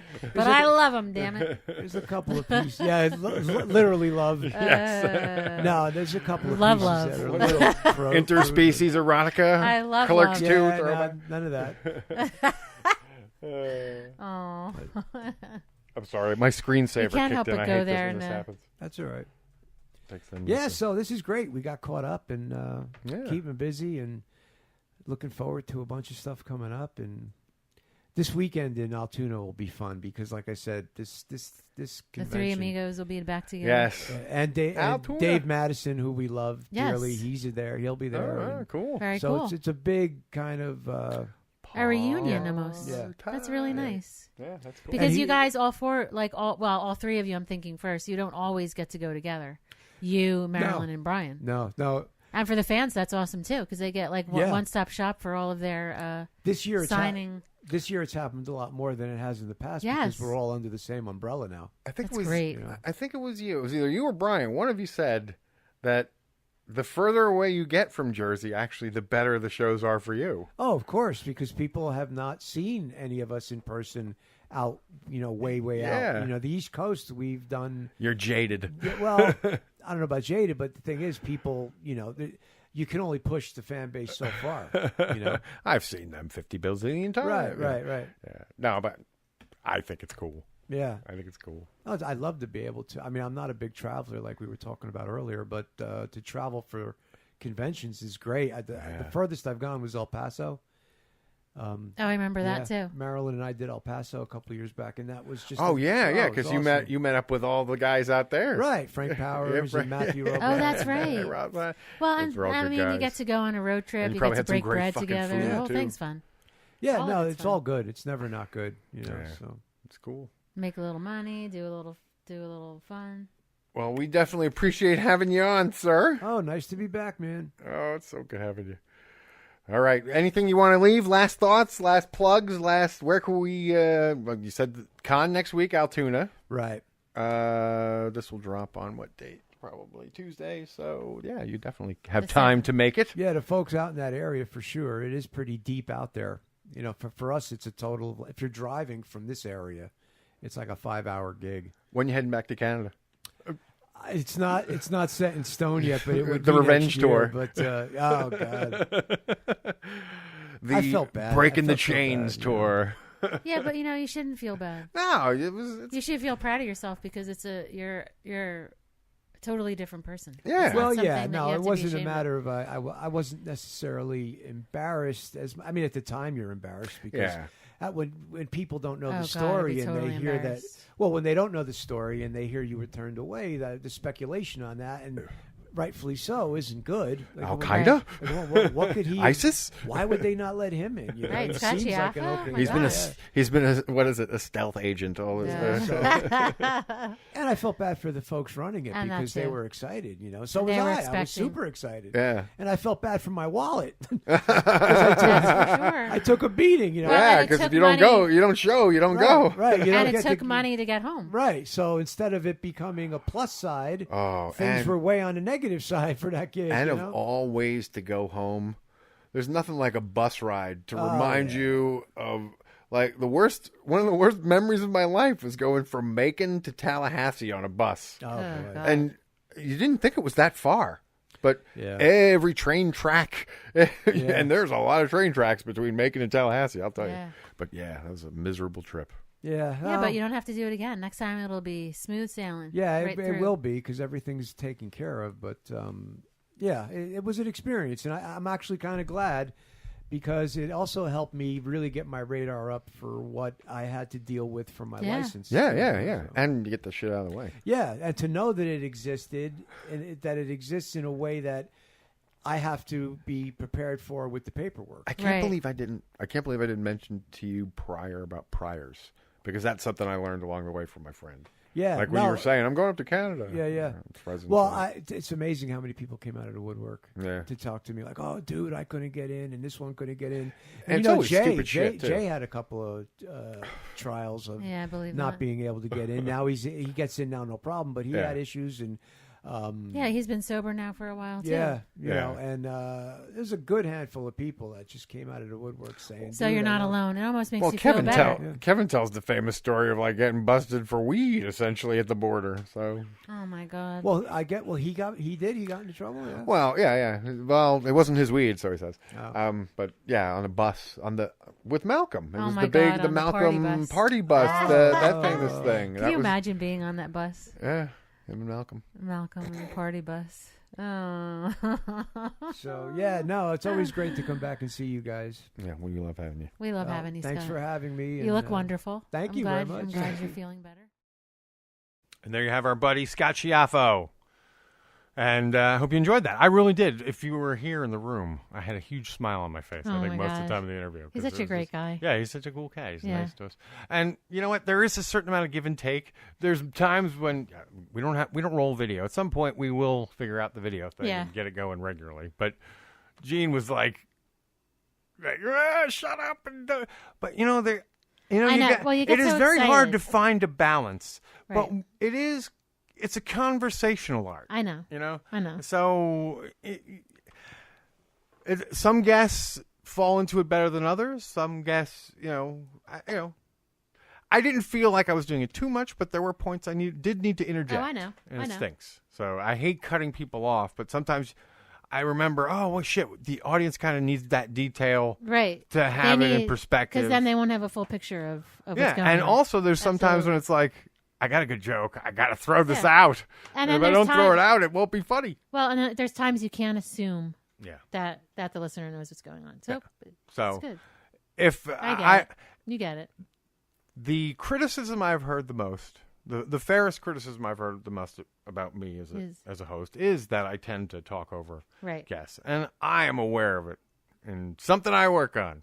Right. But sometimes you just got to chat. We're in a fast-paced society here. Yeah.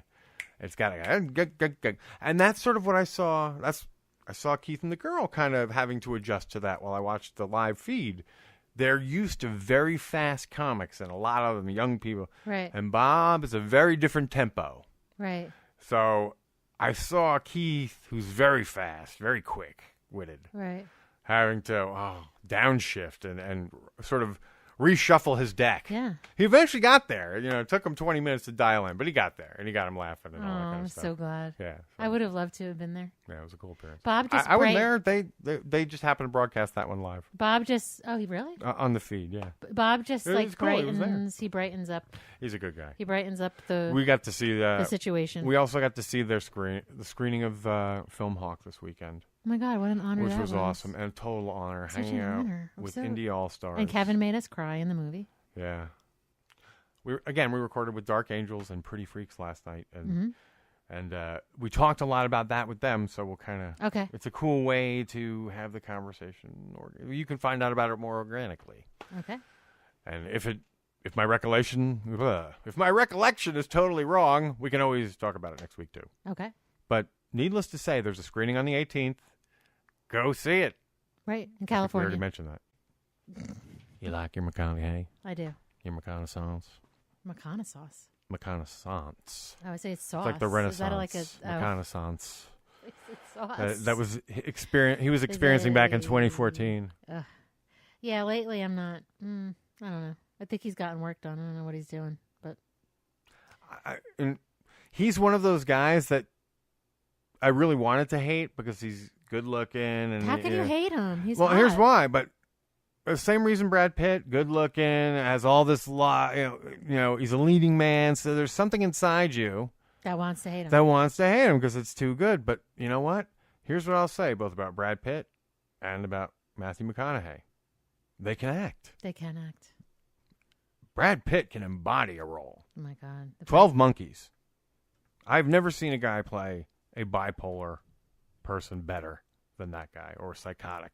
I don't know if he was bipolar or psychotic, but really dead on. Amazing guy. Yeah, Fight Club. I mean, that's yeah, exactly. Every movie you see, he ends up being fucking amazing in it. He's one of those guys. Who was he when he had that long hair? Was he Thor? Oh, he played in Troy. He was yes, in Troy. That's who it was. I'm sorry. Yes. Achilles. He was Achilles, yes. That's who he meant. He was beautiful in that. Yes.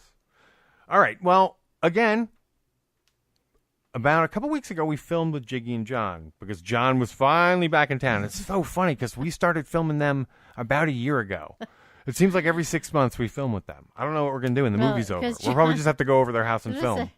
Okay. Hey, guys. I have an idea for some film scenarios. No, anyway. He is in a movie now, or on a show. Yeah, and apparently you can see it. Yeah, but we'll wait for him to talk about it. Yeah. Good idea. Wow. Thank Way you. to produce. Thank you. That was very good. So this audio footage got shuffled in with the movie stuff. Because that's when it was recorded, and I totally forgot that. So when I went to look for it, I couldn't find it. And so I eventually found it. Plus, it's been crazy here, folks. That's all I'm going to say. A lot of stuff going on. A lot of footage is coming in, and I'm trying to keep up with uploading as fast as it does. Which is a good thing. Yes. So finally we found the hidden Jiggy and Jon footage. It's kind of fun and fast and neat because, I mean, it was just before their show. We had just filmed them. We only had a few minutes. Everything was very fast. And it's so funny because they were doing us a favor. And they were so nice. Yeah, and meanwhile, then I lost it. But you did? Well, temporarily lost it. Yeah. I misplaced it for... Oh, yes. Yeah. But we were also there filming that night, too. Yes. So it was a big... Exactly. Yeah. Without any further ado, here's Jiggy and Jon, the lost footage. All right, we're here. So the last time you guys were on the show, do you remember? I do. We were sitting in my house. Basement. Yes, and it was the night after the What Say You Fast and Furious show. Fast and Furious. Hey-yo. You never know, I remember showing up and being like tired. I think I had like 3 hours sleep when we showed up that day. So. Well, I'm proud of you. Yeah. I'm proud of you. So welcome back. You did really good things that day for being so sad. Good job. Good job, Scott. I'm proud of you. So what have you been doing? Everything you've done. So what have you been doing since then? I mean, that's like a fucking year. I've actually done absolutely nothing since the time that we've met. I've actually been in that basement most of the time until I got a job as an air traffic controller today with or I feel like a defensive line coach. Yeah, but look how fast we set up this. Where do you work? Mass Maritime? Mass Maritime. Well, that's because a little comment on our headset here. I actually like the headset thing because you don't have to hold anything. Exactly. But the listeners they can't see it unless you're filming it. But it's like a little headset on the headphones. I like it. Yeah, it's like we're giving sports commentary. Yeah. Plus, if you meet someone who doesn't like know mic etiquette, this works good. Yeah, for those you kind of can't guests. screw up. Yeah, that's a good idea. That is a good idea. Great idea. I want 2 more, and then we have 4, and we're because Gene's hustling and taking pictures in the background. There was another thing I remember being so like out of it. You had this cool embroidery, and I was like, "Oh, I got to get a picture of it before I left." I always kick myself because I forgot to get the picture. That was my first piece of fan mail. Yeah. Someone made that. It's a, I don't even know what do you call that? Corsage. It's like a netting. No, Yeah. corsage is what you give your prom date. Yeah, whatever. This was like a knitting of a portrait. A face knit. Well, it's like the old, crochet or whatever. Crocheting. I knew I was close. A crochet portrait. Yeah. Old-fashioned dot matrix. It was nice. Yeah, so someone sent that to me, or gave it to me after a show. I can't remember. And I think so they I sent hang it up. to you. You can't put it in your room though. I always struggled where to put it. So it's in the living room now. But you can't get rid of it. First piece of fan mail. No, yeah. I remember nice seeing piece. it. I wanted to take a picture of it because the woman who did that did one for Tell 'em Steve Dave, and they have it in the stash. It's great. It's very well done. So you've been touring? Yeah, so since the last time we met, I've been... Did you go on the cruise? I did go on. I went on the Impractical Jokers cruise. Tell me about that. Did you go? Insane. Oh, you were in LA. I didn't, but I heard there were tons of babes. Tons of babes. No, we'll do the cruise and we'll talk about your show. We got to figure... We have very short time. We just filmed for those listening, by the way. And I'm very grateful you guys decided to come on the show very quickly. Yeah, no worries. The Impractical Jokers cruise was great. We're actually recording at a bar at a comedy club here. So as we speak, we got chicken nuggets being fried. We got ice machine going. I like it. It actually brings a lot to the table. The Joker's cruise was insane. Did you do a set? I did. I performed on a lot of different shows on the boat. I met now, I feel like he's my buddy, Theo Vaughn. He's amazing. Performed on all his shows. You came out during the what was it? I can't think of their name. Space Monkeys. You told one joke and then got on. What was that about? So, yeah, well, Brian Quinn always puts me up to weird challenges. Okay. And one of them was on the boat. He's like, I'd love to have you open for us on the Space Monkey show. I'm like, yeah, of course. And he's like, but I only want you to do one joke and then drop the mic. And so that's exactly what I did. Went out on stage. But the whole cruise was like a big comedy festival, which was different for me to be able to jump from show to show to show and perform with different people and meet people and eat with them. And, the whole thing was great. It was really cool. Yeah. Did you get laid? I did. Oh, good. I did. Only once or many times? I forget his name, but a lot of fun. No, I did get laid. You weren't there. I'm sorry. I wasn't there. Nothing for me. Too busy making a TV show. Yeah, for my one getting laid on that boat, he probably had 35. He probably had a football team. Fan girls. Fan encounters. Yeah. Of Mr. Stud. Yeah. I think we picked... that dude is ripped, by the way. Oh, you've seen. Oh, yeah. You've seen, you've heard. We checked it out, yeah. You've done your research, yeah. Yes. Yeah, he lifts. He could definitely fucking bench me. Yeah, well, that's a sight that I probably don't want to see. But So since last we talked, you've done nothing. You got a TV show. Why don't you tell us about that, pretty much John? sums it up. Thanks, Scott. Appreciate it. He's being modest. Rubbing that in. He's being modest. My TV show was actually being filmed while I was on tour. So I did 40-city tour, national, all over the country, a little bit of Canada. And... Ooh, Canada, eh? Yeah, it was 7 weeks. It was a rush. Where'd you go in Canada? In Canada, we did Toronto, and we were supposed to go to Vancouver, but we could not get across the border on the west side. Yeah. Really? Yep. How come? Someone in the group has a criminal record. Oh, wow. And we weren't leaving them behind. Ooh, that happened to Scott Schiaffo not too long ago. Yeah. Hey, Scott, shout out. It's like you kill a guy and you can't go anywhere these days. I got through with no problem very recently, and I have to admit, there was part of me going, Everyone freaks out. Is there a warrant out for me somewhere that I don't know about? Yeah. Unbelievable. Yeah. But overall, the tour was a great success. The show was a great success filming-wise, and hopefully people watch it. When does it come out, and where is it, and where can people see it, and what is it? The show is called This Is Mike Stud, an 8-episode docuseries about a athlete who injured himself and had a second chance and became a musician. So it is a fixed-run series. It's 8 episodes and done. Yes, 8 one-hour episodes starting June 21st on the Esquire Network. If you get cable, you do get the Esquire Network. And you can also watch it online. So in the old days, that would be called a mini-series. Do they even talk about it like that anymore? No, they don't really describe it like that. But I guess you could call it that if you wanted to. Yeah, for sure. I mean, the fixed-run series makes more sense now with the internet. And I mean, it becomes a product, something you could sell. Oh, yeah. Like, hey, what was it? A bunch of Stephen King books now are doing that. You know, we'll do one mini-series setup. So. Yeah. A smart model. Right. Hopefully there's a second season. Yeah. That'd be awesome. So, do you have that option? I mean, is that the deal? I mean, people has to air first. People have to have a demand to have more episodes. Yeah. Now, when they do TV shows nowadays, they usually do a big contract and they say, we give you a seven season option, but we have the chance to say yay or nay. It's nothing like that? There was none of that. They agreed to 1 season, and I guess if it does well, they'll new contracts. Yeah. Gotcha. Uh-huh. Expensive way to go. Yeah, I guess so, yeah. Mm-hmm. Well, still, I mean, it's fucking TV. Yeah. And it is associated with the magazine. I'm actually, to all those people listening, I'm rehashing a lot of the interview we just did on film. Right. Esquire Network is the same as the Esquire magazine. That's cool. Yes. So what's next for you guys, for Jiggy and Jon?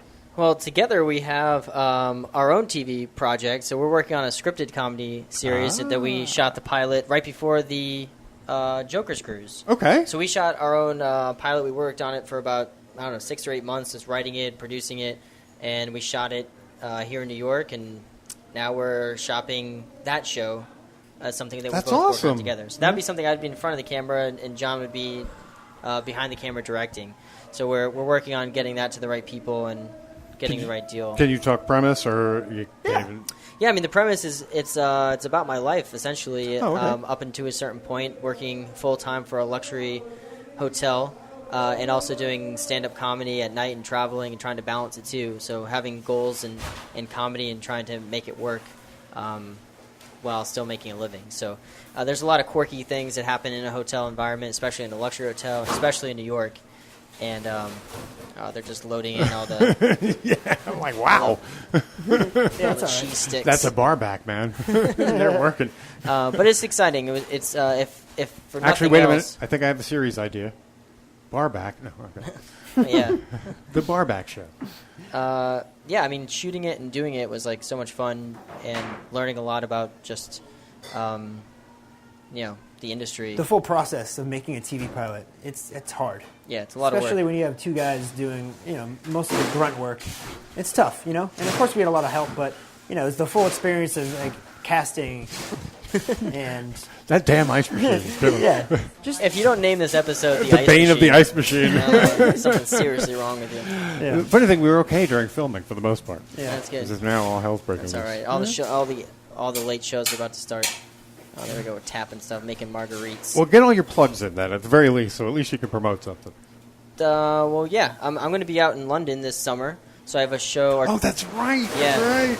Now, that was like the all ice the machine ice. of Jet is very happy. I would only be happy if all the ice they're using, they're actually just not using it. They're transferring it from one bucket to another, back and forth. Because they know that we're here. Just counting the cubes. I'm going to be weird that they put the sound room here. I don't know if there was any other options, but it's not really soundproofed. But is it sold out? Is the show in the England show sold out? The show in London is currently, as by way of the theater, it's they kind of brought sold you in, right? It's part of a festival, the Camden Fringe Festival. There are some tickets available now, but it's very close to selling out. And I'm going to be announcing another show soon in London, but we're still working on the details of that. Because you were on Impractical Ladies. Yes. And they were kind of like, we want you to come. And at the time, you didn't have the show planned yet. No, and they honestly, it was a lot of what they had. They gave me a lot of confidence to give it a shot. Like anytime that you do a show outside of your own city or anything that you can't like hold and grasp and try or work out yourself, it's really challenging, So it's a scary thing to do, especially internationally. But they gave me the confidence to at least put some feelers out there and through all their contacts, put me in touch with the right people and brought me in for this festival, and it's turned out to be a great thing. So that's awesome. So I'm looking forward to it. That's neat. That's neat. It kind of grew out of podcasting. Yeah, it really did. Mm-hmm. Yeah, for sure. Yeah. Right. You got anything going on other than the show? When's the when's the premiere? The premiere of This Is Mike Stud is June 21st. Okay. And it'll be running all summer. I don't know if that's a Tuesday or Thursday, but it's one of those. Do you know that you'll be? Do you know for sure you're on camera in any scenes or anything? Oh no, I'm a main character on the show. Okay, so you're definitely in. I am all over it. They carved out a character for about 4 or 5 guys, and apparently I'm the slutty character. Oh, okay. I'm like Samantha on Sex and the City. Really? Yep. I didn't want to be like that, but you seem so respectful. You'd think that. I almost thought you were military, seriously, because of the way you are. Yeah, you'd think that, but get a few margaritas in me and then. Okay, well, good to know. Margaritas, please. You'll see some things. Tonight's the night. And yeah, so there's more. We're going to be working out this, TV show, the pilot, and trying to get that into the right place through the summer and the fall. And do you have any feelers? Do you know? Yeah, we've been working with some people. I mean, that's kind of the thing is you have to have. I'm learning very quickly that you have to have the perfect project with the perfect team at the perfect time. So. You have to have a thick skin, and no doesn't always mean no. It might just not be the right time, or might be the right people. So I'm happy with what we made. We made something out of nothing with our own budget, and I'm really proud of it. So I think someone will see something in there. Did you hire a production company that shot TV before? Yeah. Well, okay. It was an assembled crew. It wasn't one crew under one company. We got a sound guy from one place, director of photography from another place, and a producer from someone else. So we assembled the crew ourselves. But do you have a showrunner or who directed? I directed. I directed the show, and then we both wrote it together, and then Mark stars in it. Yeah. Wow. Mm-hmm. So it was how long did it take to shoot the one episode? Well, how long it should have taken? It should have taken about 3 days of nonstop action. I could tell you about documentaries, too. It was an abbreviated pilot, so it wasn't like 23 minutes. It was about a 14-page script, so therefore maybe... so 14? It's like a 14-minute project. Yeah. And, they say the rule is 1 page of script, 1 hour of shooting. A minute. Page a minute. Page a minute, right. Yeah. It's okay. Yeah, it's okay. You said an hour. Yeah. Well, no, but also we'll fix it in editing. Shooting time. But also shooting time. Oh, okay. For shooting time, they say if your script gotcha. If your script is 14, takes an hour to shoot. Yes. Takes an hour to shoot 1 page. Gotcha. So we had 5 hours per page. 5 hours total to shoot. Oh, okay. We've had 5 hours to shoot the entire 14-page script, and it was like we got to the point where we did 1 takes on everything. So most of the scenes you see in it, we did 1 take, maybe 2 if we were lucky, because we just had to really just roll it along. Yeah, I am sort of discovering how, I was actually talking to Michael over there once. Once you see, what you see on camera, everything around it could be falling apart, burning up, but it's just, all that matters is what's in that little frame. Duct tape could be everyone and it's amazing. With ours, it was me pulling my hair out and just calling random strangers constantly. I don't know, a bunch of stuff. Everyone was really stressed that day, but we pulled it off. Do you like directing? I do, yeah. I've been directing for a long time, and especially directing comedy. It's awesome. So much fun. What do you find? What's the secret? What's your secret to directing comedy? In directing in general is keeping everyone happy. That's the talent. That's the people working on the show. It's just keeping everyone happy. Because once you have a bad vibe in there, the actors aren't going to act well, the people aren't going to be doing their job well.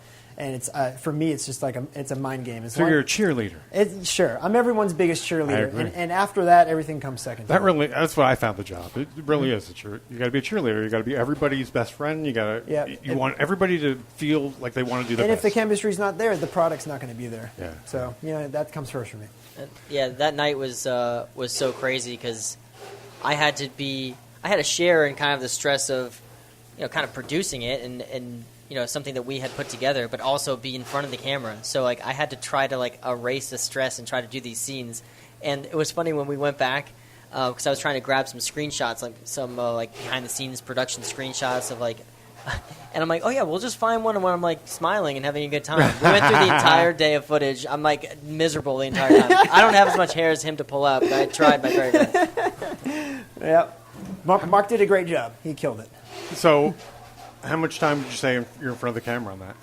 In the pilot episode? Yeah. Every scene almost. Yeah, almost every scene. So it's very demanding. Yeah. And it's a story. I mean, this is just the tip of the iceberg of stories, and it's very close to me. It was my life, so I wanted to make sure I represented it the best way possible. If you had to elevator pitch it, what is it? Because you have to have an elevator pitch for this. Yeah, I mean, it's Workaholics meets Louie inside of a hotel setting. I mean, you're with you follow a comedian who's known but not quite famous, trying to make it in New York, and working at a hotel to survive. And battling the struggles of being single and dating new people and living in sharing an apartment. So I'm hearing Seinfeld in a. Yeah, I mean, Seinfeld for me, it just didn't show the struggle part. I mean, he was considered being known, and he had obviously the best ensemble crew team ever. But like, I kind of want to show more behind the scenes of what it's like to try to make it, and the struggle in New York, and not just automatically going on the Tonight Show like 3 times a season or something. Mhm. So it's more fun down here anyway.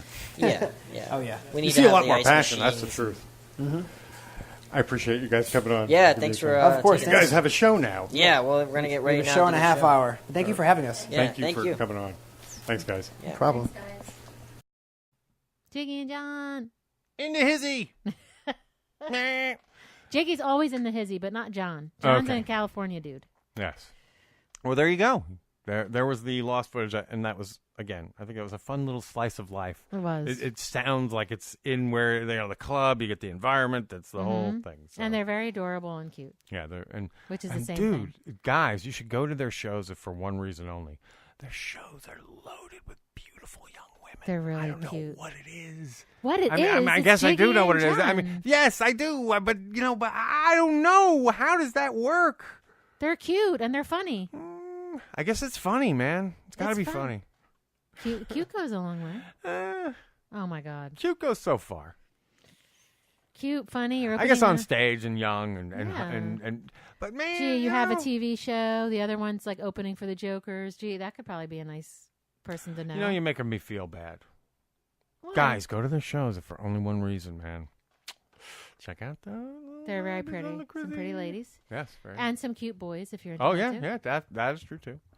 Yeah, But and there seems to be far more females. The male to female ratio in that crowd And while is you're- 75-25. While easy. you're there. So I would advise guys to go because your odds are just better.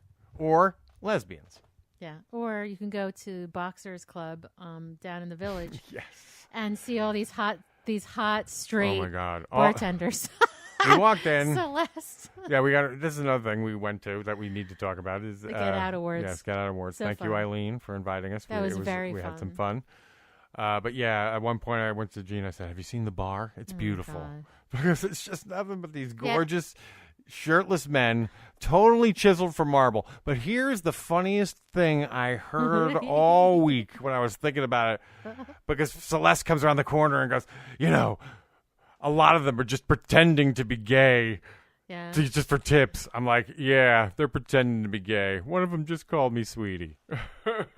Oh my God. I think that the only people in that club I heard say that were women. It It was like very wishful thinking stuff.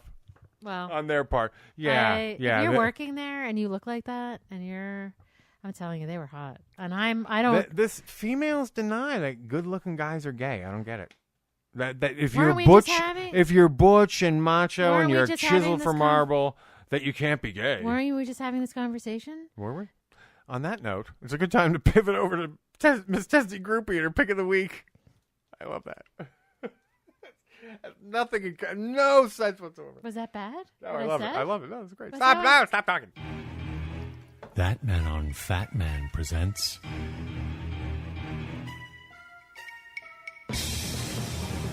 At Tesdy Groupies. Tell 'em Steve Dave. Pick of the week.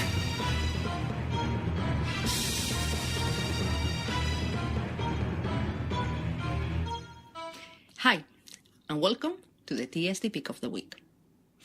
After last week's pick, a real travel back in time, and in preparation for the future, that is TSD 300, I thought, how to follow up that pick? Unbelievably, the answer was easier than I thought. Let's follow the SModcast trail.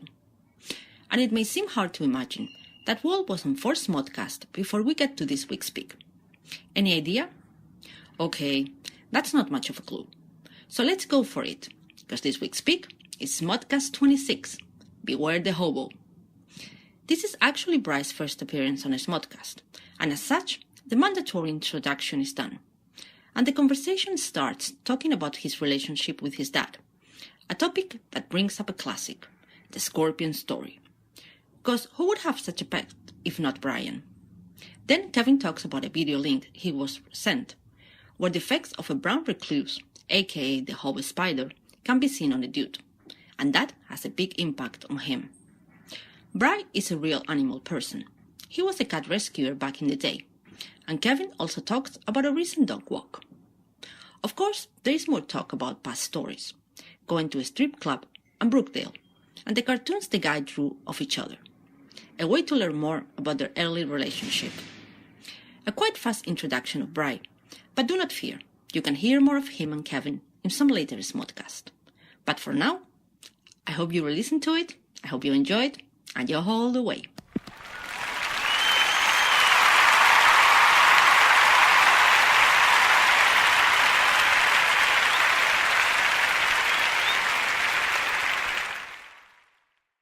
And there you have Miss Testy Groupie's Pick of the Week. And there you have the show. We can land this sucker. Do we have any plugs that we want to do? Anything we need to promote? Anything we're doing? Anyone we know that needs promotion of anything? Coming up is the Heroes and Villains. Oh, yes. Heroes and Villains Con. Fest, which will, oh my gosh, Stephen Amell from Arrow will be there. Yes. A couple of Flash people will be there. I don't think the Flash will be there, but there don't will be forget plenty. to check out all the things Scott Schiaffo promoted that I don't have in front of me, but I know there's a good way you can check them out. Angels of Animals on Facebook. Yes. But he's got some cons coming up. Yes, so. and he's going to be in a con in Pennsylvania. Check out this weekend. ScottSchiaffo.com. Yes, so he's going to be with... Or just Google Scott Schiaffo. Brian O'Halloran. He's going to be with Marilyn again, big David con. Madison, and Scott. Yeah. So in Pennsylvania. Indeed. And it's, I think also Mike, Ming, and Brian are going to be up there as well. So it's worth your attending. Cool. Yeah. Have fun, Scott. Woohoo! Yes. Shake it down. Shake your bonbon. Shake your bonbon. I don't know what the fuck that ever meant. Shake your bonbon. Shake your bonbon. I don't even know if that's what that was. If that's what he said. I don't know what else. Sounds Shake your pom-pom? No, I think it's bonbon. It always sounded like bonbon, which made no sense. Shake your pom-poms. There is a Shake your pom-pom song, though. Yeah, but that's not what I'm thinking of. We sound this so means retarded. nothing to anyone. And don't forget to listen to Bob on Keith and the Girl. Yes. Unfortunately, you'll hear me weigh in there. It was total coincidence, but I'm sure I'll be accused of being a jerk off. Putting it on his act. Did you ask Bob a question when you were on? I didn't even get a chance, but Bob did chime in about me. He got a shot in. What did he say? He said that my phone never works and he can never hear me. Oh my God! See, he got you. But it wasn't even my phone. I was trying to connect. Here's the way I connected. I got on the computer. I had a headphone and a mic, and I used their connection where it says hit this button, and that's what I did. And boom, he was trying. I was in the queue. Yeah, he was. Brian was. I'm a part of it. Yeah, exactly. That's Bob's, what I'm going to accuse. I'm a part of the joke. No matter what I do, you're damned if you do, you're damned if you don't. And that's fucking Twitter. Yeah. So I don't know why I just called Bob Brian, but anyway. Why? I love you're you, thinking Bob. Brian O'Halloran. Yes. Yes. And Scott will be with Brian O'Halloran this weekend. Yes. Bringing it all back. Bringing it all back. Tying it all together. Well, folks, if this show seems fast or abrupt, it's because we're about to head out to go see the staph infection show. Mm-hmm. First one of, I can't believe it's fucking June. I know. First one of June. Man. I know. We're in the home stretch on the film. We'll talk to you more about that guys, in the coming it's like weeks. Almost. Yeah. I feel great now, again, because we have a plan. There was a moment, there was like a month or two where I felt like we were meandering, and I'm like, where are we going? Yeah, but Because it's like a lot of our structure, some of our things fell out. Now, with the show is Kevin Smith based. Now, the movie is not Kevin Smith based. No, exactly. But it's he's a big part of the movie. Yes. So, just like in Kevin fashion, everything with Kevin, and I'm not going to tell you specifics, but it kind of is just like, bam, there it is. Like, and then it's boom, boom, boom, boom. It's all there. Things seem to fall into place. But it falls into place. But damn, I wish it fell into place like 6 months ago. But it wasn't doesn't supposed happen. to. I know. But with Kevin, you have to be patient. Isn't that weird? With Kevin, you have to be patient because it didn't happen when I wanted it to. It happened when it was supposed to. I know. But I know. But it always happens that way with him because he's just he probably doesn't even know what he's doing until maybe a little bit before. I do not know.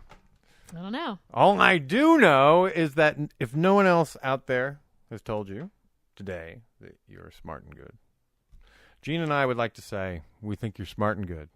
And we hope you have a good week. And you're wonderful. You're all wonderful. Next week we have a really fun and interesting and crazy interview with Dark Angels and Pretty Freaks. That was fun. So check that out I love when we can actually plug a show next week, and you know why we can? We have it in the can, baby. And a show with another couple is fun. Yes, exactly. That's cool. I like that. That's the reason we like them. So. Yes. All right. But So until next week. Yes. Enjoy your life. Enjoy everything, guys. Smart and good. Bye. Take it easy.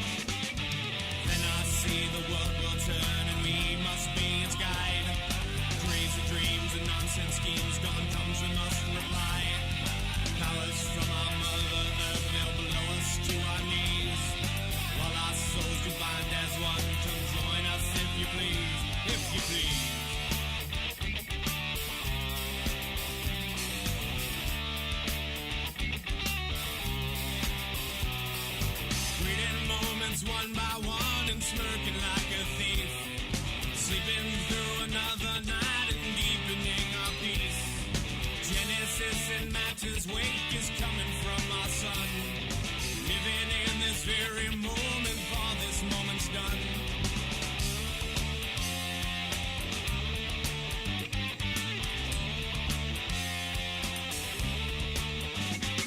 But now I see the dawn will come and we are crazy dreams and nonsense schemes, the Godhead in the skies. Powers from our Mother Earth is all we'll ever be. All our souls to bind as one. Come join us if you please, if you please.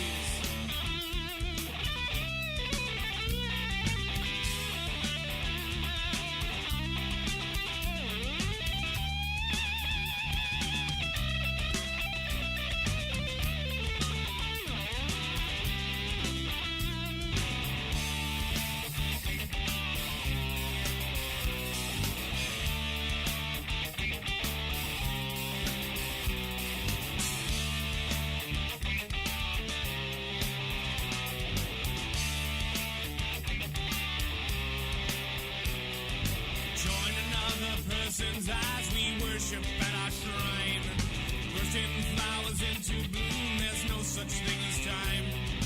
Powers from our Mother Earth will blow us to our knees. Twisting, turning minds are burning, join us if you please.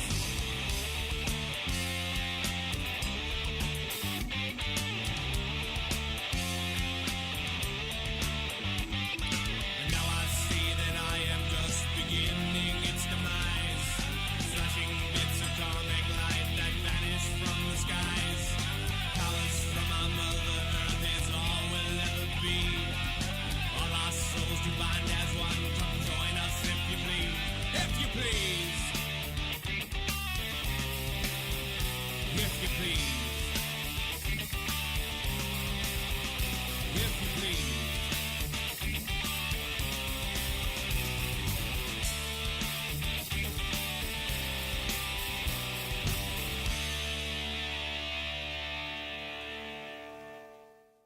There he is. It's that man standing over Blood Alley Square, protecting us all. Go get him, that man.